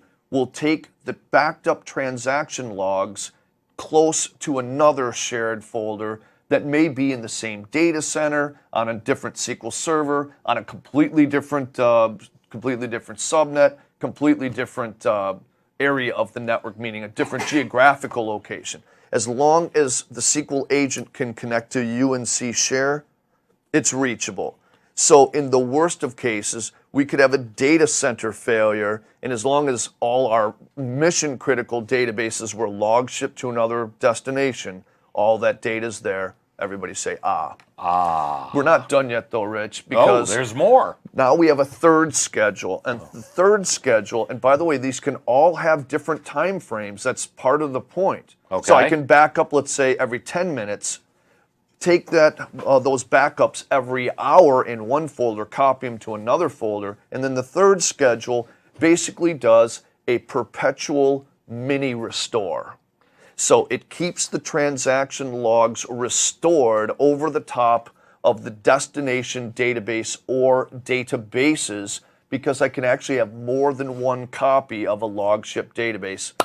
That's good news. Absolutely. And in fact, this is strategic. I could actually have different restore schedules, maybe one aggressive and one not aggressive, so it could account for maybe a DB, I have maybe a 4-hour delay with one logship copy, and in that case, it's not going to receive an error for hours based on that. That may help me position well in a recovery situation. That's pretty cool. Now, is the recovery the only thing that you can use log shipping for, or are there other things that you can do with a logship database? Well, one point to bring out is that with the database there's a setting that says what is going to be important, allowing read-only querying of the destination log shipped copy or the backup job, the restore job. So one of those is going to win. So let's picture something. Okay. Let's say I have a connected user that's read-only querying a logship copy. Okay. One of two things is going to win when the next restore schedule comes up. Either the user that's connected in querying is going to be allowed to win and continue querying until he or she is good and done, or the backup job says, honey, I'm home, boom, comes in, does the restore, kicks out the connected user. So which one are you going to pick? It depends. Excellent. That's the answer to every consultant's question. You fell into that trap perfectly. Alrighty, so that's the essence of log shipping. Lots to like about it. So now that we take a look at log shipping, let's go to implementing it. So I can configure this in Management Studio. You'll see an example of this coming up.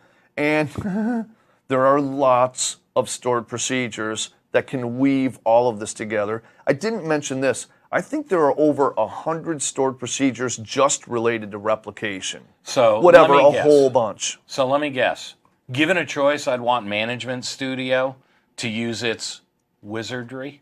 Ba-doom. All right, so it's late in the afternoon. I apologize. Keep going. No. So I can use, as a matter of fact, if I script the whole process out, these are the stored procedures that I'm going to see. Awesome. I have to have a recovery model that can use the log file, and more than likely, this is going to be the full recovery model. And so looking at the architecture diagram, we see that a backup job is going to have to be created, multiple copy jobs, or I should say a copy job, and then restore jobs to perpetually restore the database. There is an optional architectural element called a monitor server, which can be queryable, and it doesn't need to be any fancy addition either. I can have that as part of the architecture too. And what does the monitor server give you? Why don't you run with that one? How's that for tossing the hot football? Okay, so you're going to put me on the hot spot. So the monitor server is going to watch the process, and then if it fails, if the primary fails, it's going to help me fail over? No, it's not going to help me fail over. It's really more of a tattletale object, honestly. So there is no manual failover whatsoever with log shipping. And in fact, let's go over to failover basics where we can take a look at this. So if I have a failure, it depends on what happens to the source. If I have a catastrophic server loss, well, that's going to I sure don't have any transaction log data there to grab. Nope. So if I happen to have a problem where maybe the machine is still available, but the SQL Server service is not running, or there's some damage to the database, at least grab those most recently backed up transaction logs and copy them near to where I want to recover. So back up the primary database log with no recovery. That's going to capture the tail of the log too. Okay. So I'm going to bring all of that data over, and I'm going to perform a normal database recovery on the destination. It's going to have some jobs associated with being a secondary. Disable all of those. You may want to leave that or turn it back on later. So don't kill the jobs. Okay. Just disable them. And then what you may want to do is to establish high availability at the destination. You're going to want to configure log shipping on that machine. But what do you do with clients? You got me on that one, George. So a couple things that you could do with clients. It depends on how the application is architected. So if the application has a connection string that points to an IP address, well, you can change the IP address of the destination. That's one way. Another way you could do it is if your application connection string points to a DNS name. Well, you can change the IP address in DNS, and then clients are redirected transparently as well. So there's not a perfect transactional failover while somebody's using the logship machine, but those are some of the failover options. So notice, totally manual intervention, but there's opportunity for being graceful. And for log shipping, just like with replication, there are strengths and weaknesses, right? So strengths, it's been around forever. It's That's mature. a good thing. A lot of people know how to use it, which means you might be able to get help untangling it. You have multiple copy jobs and restore jobs with their own schedules. So I can have more than one copy, and like I mentioned before, maybe one aggressive log ship copy doing a perpetual restore, maybe only a few minutes behind the original server, the production server, and maybe another copy that's a few hours behind, just to help. It's not, as you'll see from the demonstration, not too difficult to initially configure or manage, and no specialty hardware. That's good. a good thing. Now, because copy jobs can move from UNC path to UNC path, this means anywhere in my network where I have access, I could even span geographical regions. Okay. My secondary database is read-only queryable based on how I have that set up. And alert jobs can be set up if a replication cycle doesn't occur. I said the R word. If I have a failed job, either in restoring or copying, and it doesn't occur within a certain threshold, I get an alert. Everybody say, ah.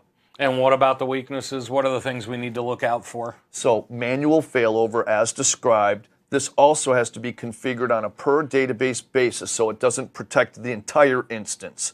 And it can't protect master. So you're not going to put, you're not going to turn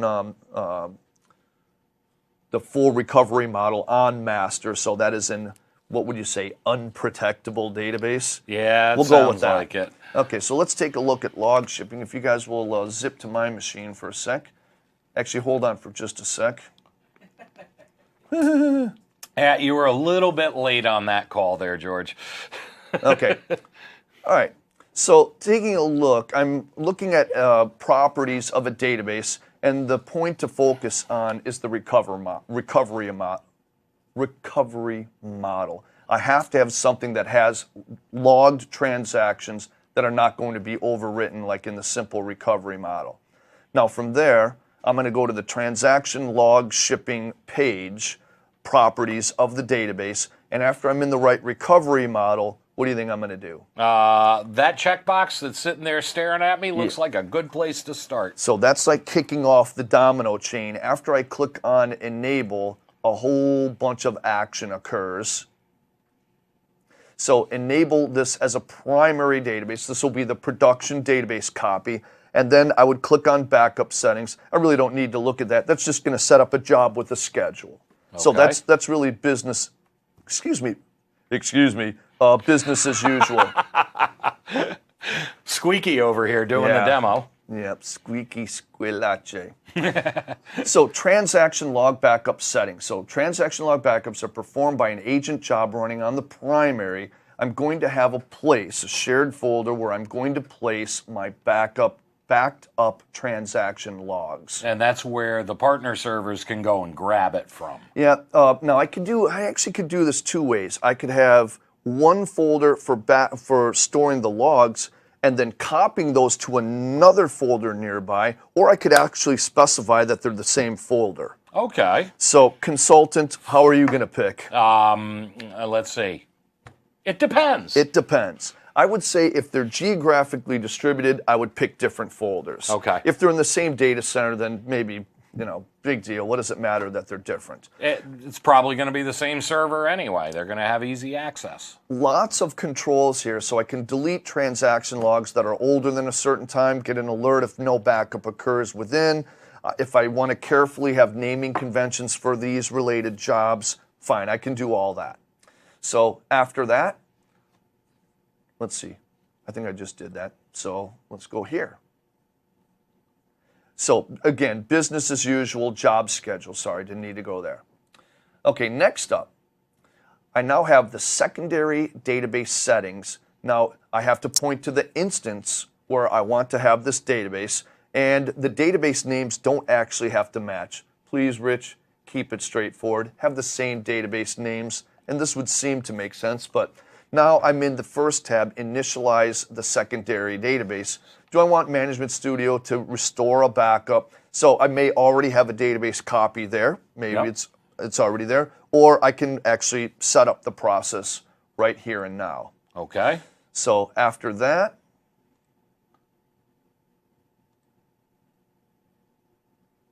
so did I jump ahead here? Let me see. No. So you set up the database, you set up the destination, you're specifying the locations, right? Yep, so specify locations. If the secondary database will be created when the backup is restored, specify the place for data and log file. So okay, that's if it didn't already exist. So next up, I'm in the middle tab, copy file. So this is where I could specify a second folder if I wanted to, or point to the original folder where I had my backup jobs. Okay. My normal inclination is to have separate locations. And if anybody has a lot of experience with this and has a strong feeling on the matter, it might be interesting to see what some of the posts are there. But I set up a UNC path here, and again, delete copies after a certain threshold of time, have a copy job name, set up the schedule. So all that, of course, is independently configurable as well. So we don't really need to look at schedule. Now, finally, we're on the last part of the configuration, and you'll see two radio buttons there, which answers the question, what's going to win? Do I want users that are querying the database to have precedence, or do I want the restore jobs to have precedence and cut out those connected read-only users? Notice I have delay restoring backups at least a certain amount of time, alert if no restore occurs within, and then again a job name. So the three pieces are, how often do you want to back it up and where do you want to put the backups? How often do you want to copy them and where are you going to copy them to? And then how often do you want to restore and will you let people query it? Excellent summary. And so finally, if I wanted to monitor server, yeah, I'd have to go through some of the same configuration there. How I'm going to have the agents talk to each other, which instance is going to do it, the job that will handle it, and then I'm at the end of the wizard. Cool. So that's basic log shipping. Now, it's really beyond the scope of showing how to perform the recovery, but there are lots of good references when it comes to rolling over or taking a secondary server and putting it into production. So the key there with log shipping is that we've got the ability to control the schedule of shipping, but there's still a time lag there, and we really don't have any failover capabilities. What's the next step in the progression here? Let's see, did we take a look at strengths and weaknesses of log shipping? Yes, we did. We did. Okay, so next up, exactly like you said, having something that's a more automated failover, and that's database mirroring. So database mirroring entered the picture in SQL 2005, and it was a very exciting feature at the time, namely because a technology we're going to look at, failover clustering, was there. And it has certain strengths and advantages. Log shipping has its strengths and advantages, and neither of them addressed what mirroring did at the time. In the very, I have to give away a little bit of the end of the movie. In the very worst case of failover clustering, you could have a very long failover time. Automatic, but it might be long. All right, well, let's hold off on that. Yeah, we'll have to hold off on that and take a look at mirroring. So same general pattern. What are the basics? How do I set it up? Strengths and weaknesses, etc. So let's go, let's take a look at the basics. So I have one instance, we'll call it the principal instance, and it's serving a production copy of the database. Okay. Now, with newer .NET technologies that were out at the time, I don't remember what .NET version, maybe even 2.0 back then. But anyway, that's immaterial. So with a newer .NET connection string technology, you could not only have a primary a connection string, but an alternate server name in the connection string. And this is part of the automatic client failover trickery. Okay. So I have to have a recovery model. I don't know if it has to be full, but you would only set it up in full. You wouldn't even use bulk log. And essentially it works like this.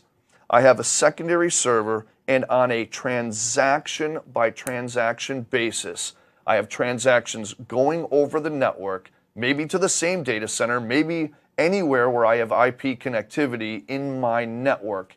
And picture people marching together, left, left. Transactionally, each copy, transaction by transaction, are kept consistent. So it's almost like log shipping with no delay. No transactional delay whatsoever because, well, actually, with 2 out of 3 of the options, one of them actually allows a delay, but hold that thought for a sec. Okay. So I have perfectly transactionally consistent copies of my database.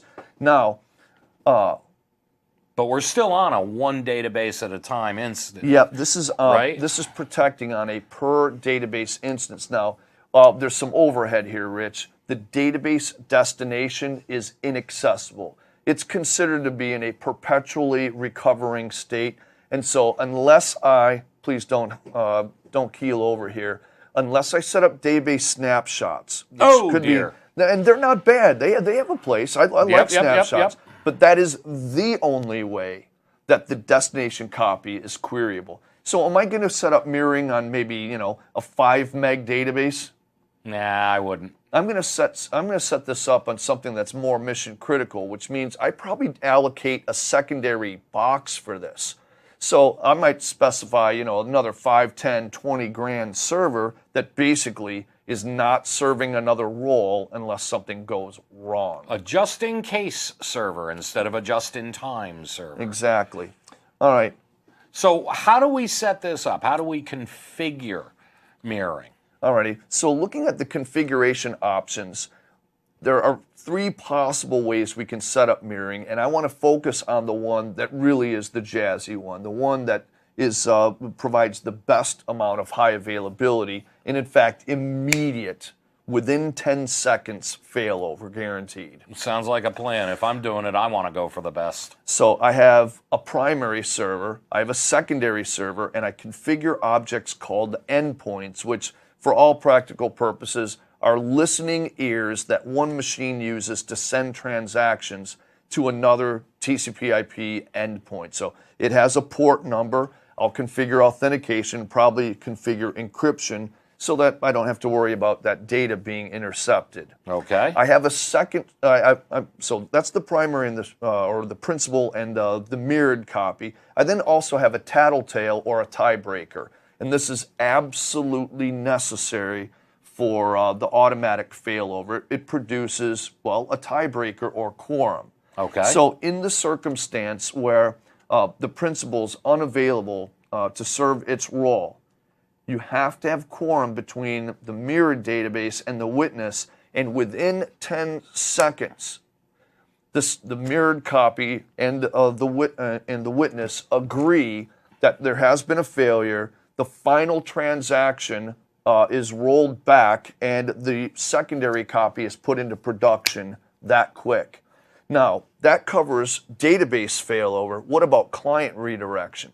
Well, remember, in the newer, well, it was new back then, in the newer .NET connection strings, they also could list a secondary server. So client connections, after they had a hiccup connecting to the first one, you'd set up a retry, and they'd automatically reconnect to the secondary copy and be put into production. That sounds pretty cool. Are there any geographical limitations or anything like that? Is mirroring restricted at all? No. In fact, as long as I can reach from one machine to another via IP, then mirroring is a possibility. So this would cover, a catastrophic data center failure as well. So theoretically, I could put it on a public internet IP address and mirror across outside of my own domain even. I probably wouldn't do that. Probably I would have either tunneling connections, VPN connections among my sites, and this would be within my own personal network. Security always comes first, doesn't it? So mirroring strengths and weaknesses. One of the biggest advantages is that I have automatic database failover, automatic client failover, and within 10-second recovery. Okay. So those are some of the strongest features about it. Honestly, as you'll see, it's really not that tough to initially set up, especially if you use the graphical user interface. Cool. Now, log shipping we saw didn't require any specialty hardware. The other high availability technology at the time did, so that made mirroring look really nice. Okay. No specialty hardware. I can have mismatched hardware. That's always a good thing. Different CPUs, different memory, different vendor brands. None of that is material when it comes to mirroring. So weaknesses. Uh-oh. Uh-oh. The D word. No. Mirroring is deprecated. It is a dead man walking feature. Please tell me, I'm going to try and give away a little bit of the end of the movie. Go ahead. Is there a replacement? Thankfully there is a replacement. That's And we're going to be talking about it, right? We will hopefully real soon, but yeah.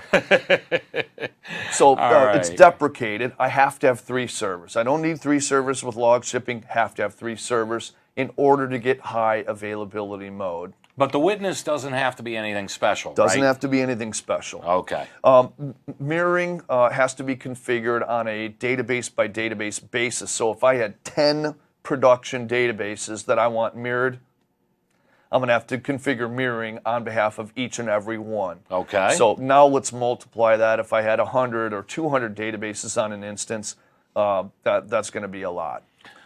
All right. Finally, no system database protection with mirroring. So, Okay, so replication can't be used to protect system databases, log shipping can't be used, and neither can mirroring. Nope.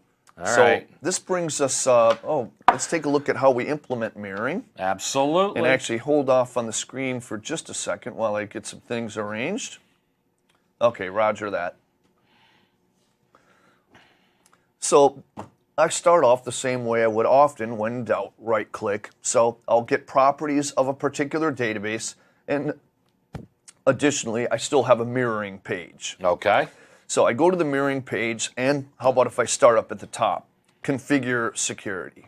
So they have to be able to talk to each other, and there's security involved in doing it. Yeah, so if I'm shipping transaction logs, transaction by transaction, something has to do it. It is the agent. The agents have to talk to each other. So when I click on that button, yep, I'm going to have to walk through a wizard to configure how those agents will communicate.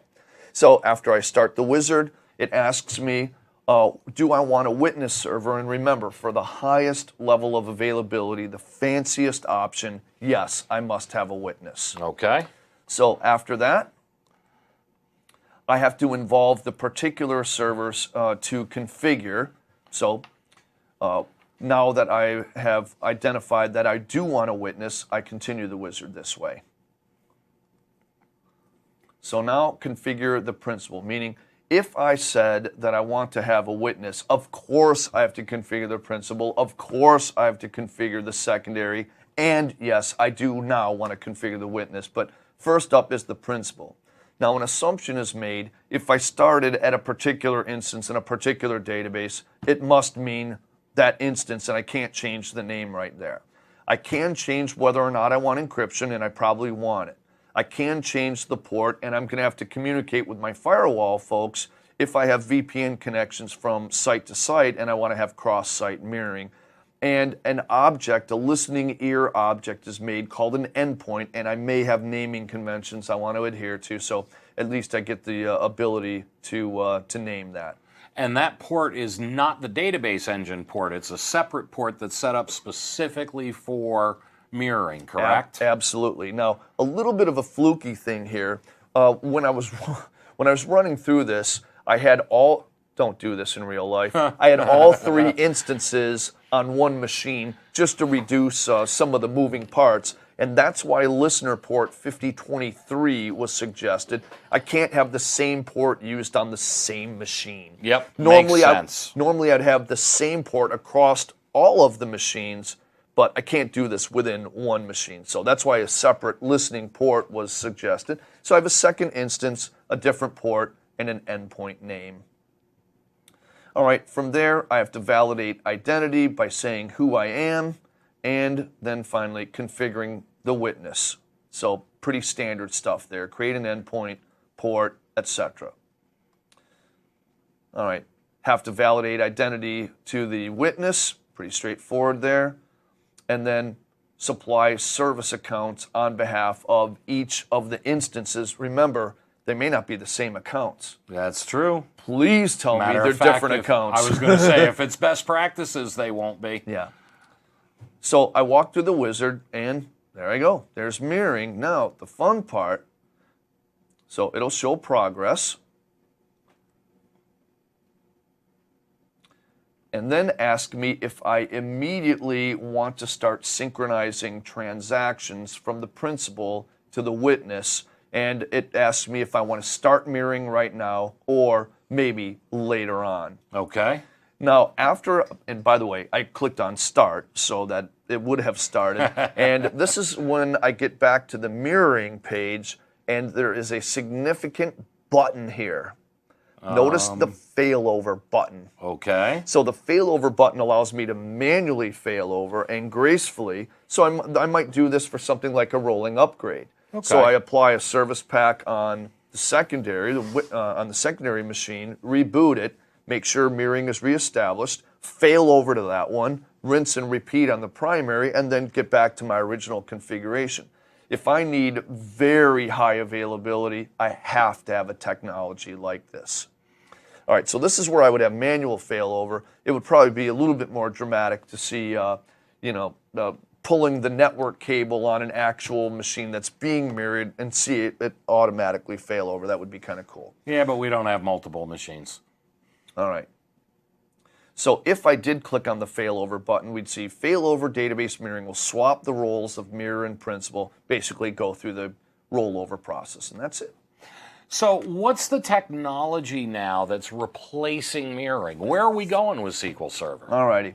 So the hot technology, really a game maker, is a new technology in SQL Server 2012 called Always On. And this will be especially noteworthy after we look at our final technology because it really overcomes all of the weaknesses of all of the other models, the other high availability technologies. So this is the last of the SQL Server options for HA. Yeah, yep. So we have the standard plan of attack here, basics, how we implement it, failover, etc.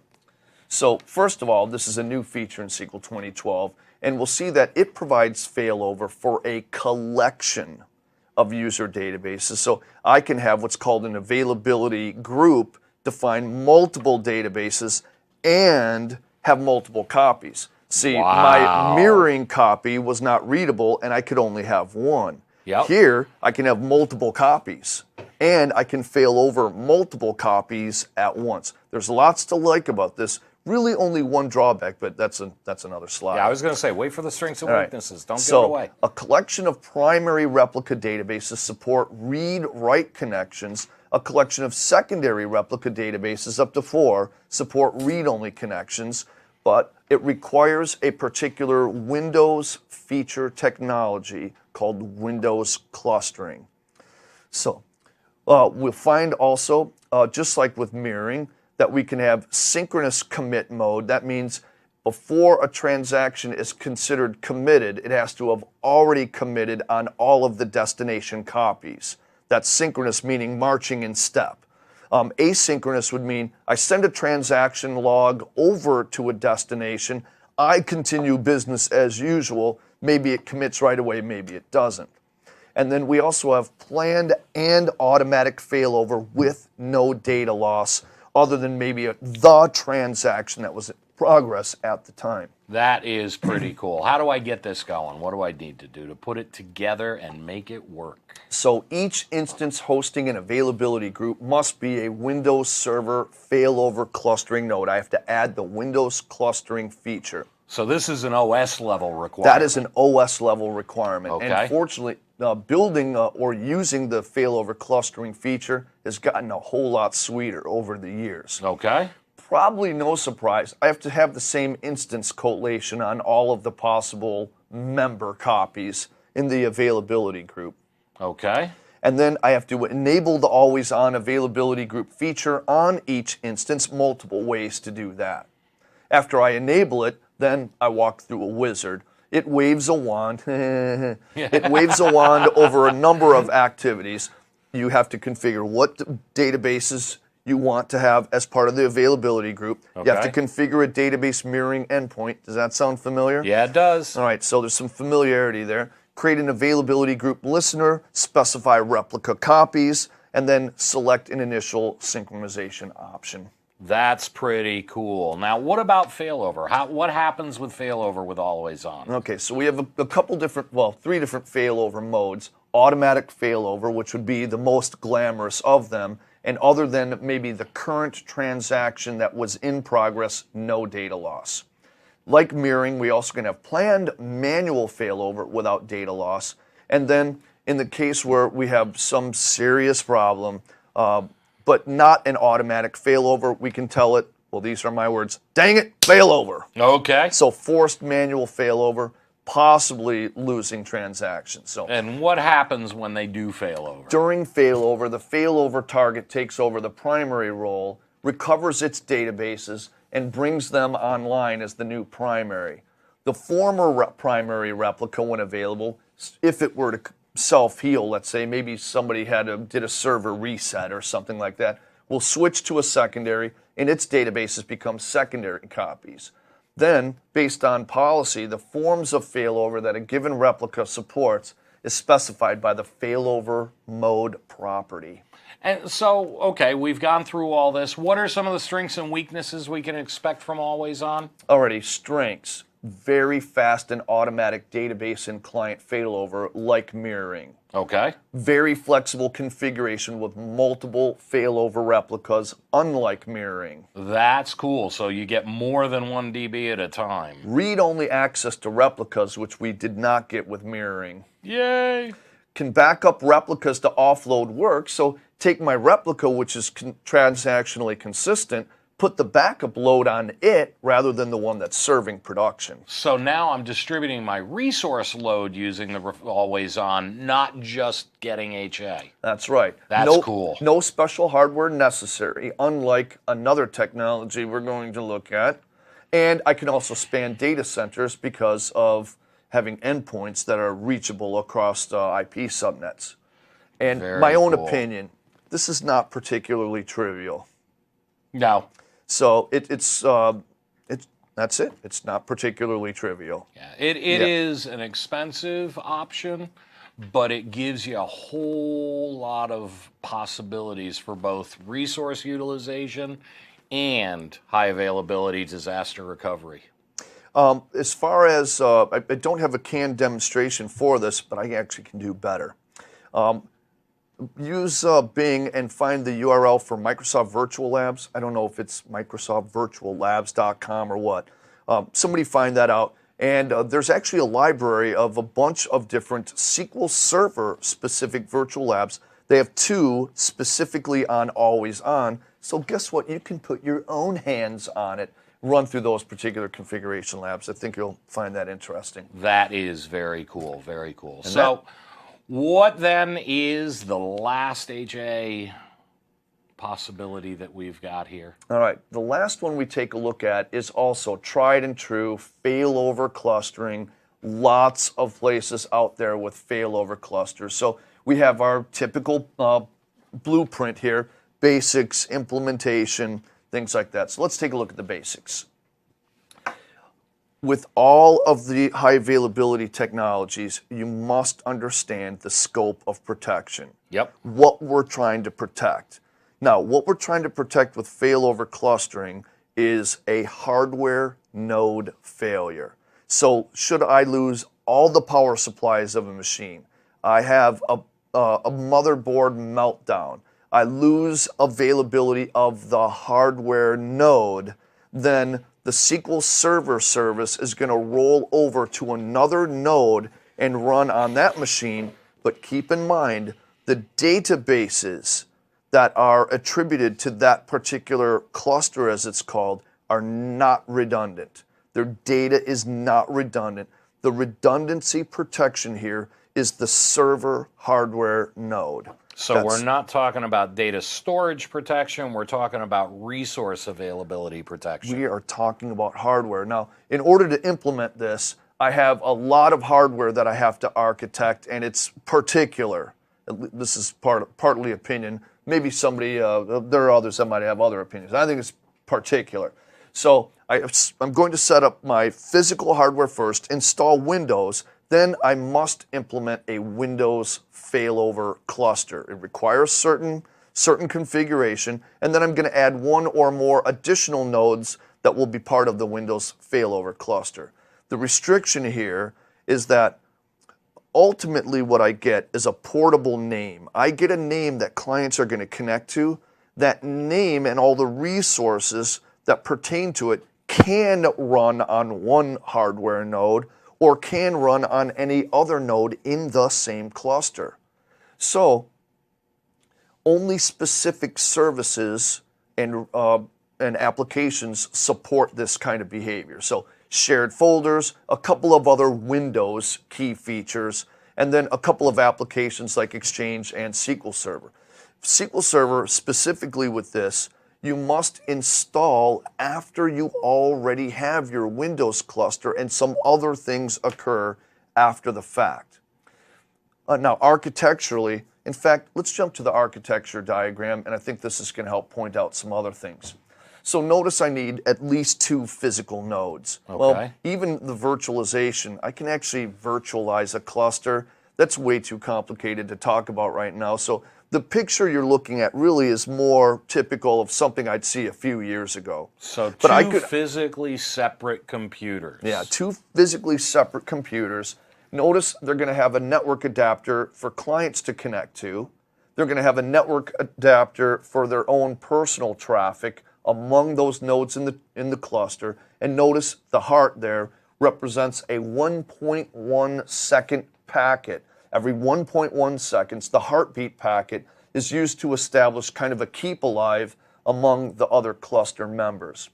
Now, the other part of this is that I'm going to have a storage area network. In the past, before SANs were popular, there were some other technologies, but essentially we have to have a technology that allows more than one possible box to control the same LUN. Okay. So this could be iSCSI, this could be a fiber channel, but I allocate resources such as, a bunch of disks for data files, a bunch of disks for log files, and then I have another resource which is called the quorum. The quorum, or as seen in this diagram, I have to have a tiebreaker kind of resource that says this is the node that's actually in charge. In the past, this would be just another small unit of storage, like seriously a few megabytes on the storage area network. These days, and more typically and better, this can just be a UNC file share on some third machine. Awesome. And I would say that's more typical. All right. Awesome. So after I have all this hardware set up, and word on the street has it that you want these machines absolutely identical. Yep. You're not always told that, but you want the same firmware in your host bus adapters, same motherboard, same network adapters, in the same slots with the same amount of memory and memory speed. I mean, you want them as identical as possible. So once you've got all that configured and everything's good to go, how do we then deal with the failover process itself? A couple other little architectural elements. I have after my Windows cluster, install SQL Server, and the portable name here, the SQL cluster, is what clients will connect to. And then we have failover. Let's say I have a hardware node failure. There's going to be a policy that says, if I have more than one extra machine in the cluster, prefer to fail over to this one, and will I allow it to be automatic, yes or no? Okay. So failover is determined by a policy. Now, there has to be quorum or agreement among the nodes in the cluster as to who is actually serving the instance. Okay. So this could be determined by a couple different ways: node majority, node and file share, node and disk majority, disk only. So you have options there. This is expanded from what you might have had maybe 10 years ago. All right. Okay, brace yourself. I'm braced. Now, Give it a ride. Essentially, when my cluster fails over, the SQL Server restarts, and if I have 100 databases on that instance, we know every time SQL Server restarts, every one of those databases has to go through the redo and undo process. So failover in the worst of cases could really be lengthy, which means it's not quite as attractive as always on or mirroring. But it protects the entire instance, which the other technologies do not do. Awesome. A good point is that there's zero client configuration. Clients point to a portable name. So this pretty much dovetails into the strengths and weaknesses. Clustering's been around for a long time. That means a lot of people know about it, have established policies of how to do it, and setting up the hardware or validating that the hardware will work right is done with a nifty wizard, the Windows Cluster Validation tool. Weaknesses, specialty hardware required. It's more expensive. It requires more expertise. For those that don't know how to operate a cluster well, you may introduce the opposite of high availability. You may reduce availability by causing a problem. Oh, yeah. And then keep in mind, data is not duplicated with a failover cluster. So it's often the case, if you were to use this, you would combine it with one of the other technologies like log shipping or mirroring, or you're going to use always on. Always on. That would be the one. All right, Rich, so that wraps up all the stuff that I had for today. That's awesome. George, I want to thank you for your time today. Thank you. Appreciate it. Also, for those of you out here on the view watching us, in the bottom of your browser, there is a poll. This poll is probably the one that we really hope that you would add your feedback into. It really is how we know how well we did and gives us a chance to get better in future ones. Again, thank you so much for joining us today. For George. Thank you. And Rich and everybody out in the back that helped out, Elise and Danny and Barry, thanks very much. Hopefully we'll see you again down the road. Have a great day. Whoa! I want to put in a plug for your session on Friday. Yeah, we'll see. We got another one coming up. Check the schedule on the web if you're interested. We've got data warehousing and SSIS in a day or two. Thanks again. Have a great evening, afternoon, morning.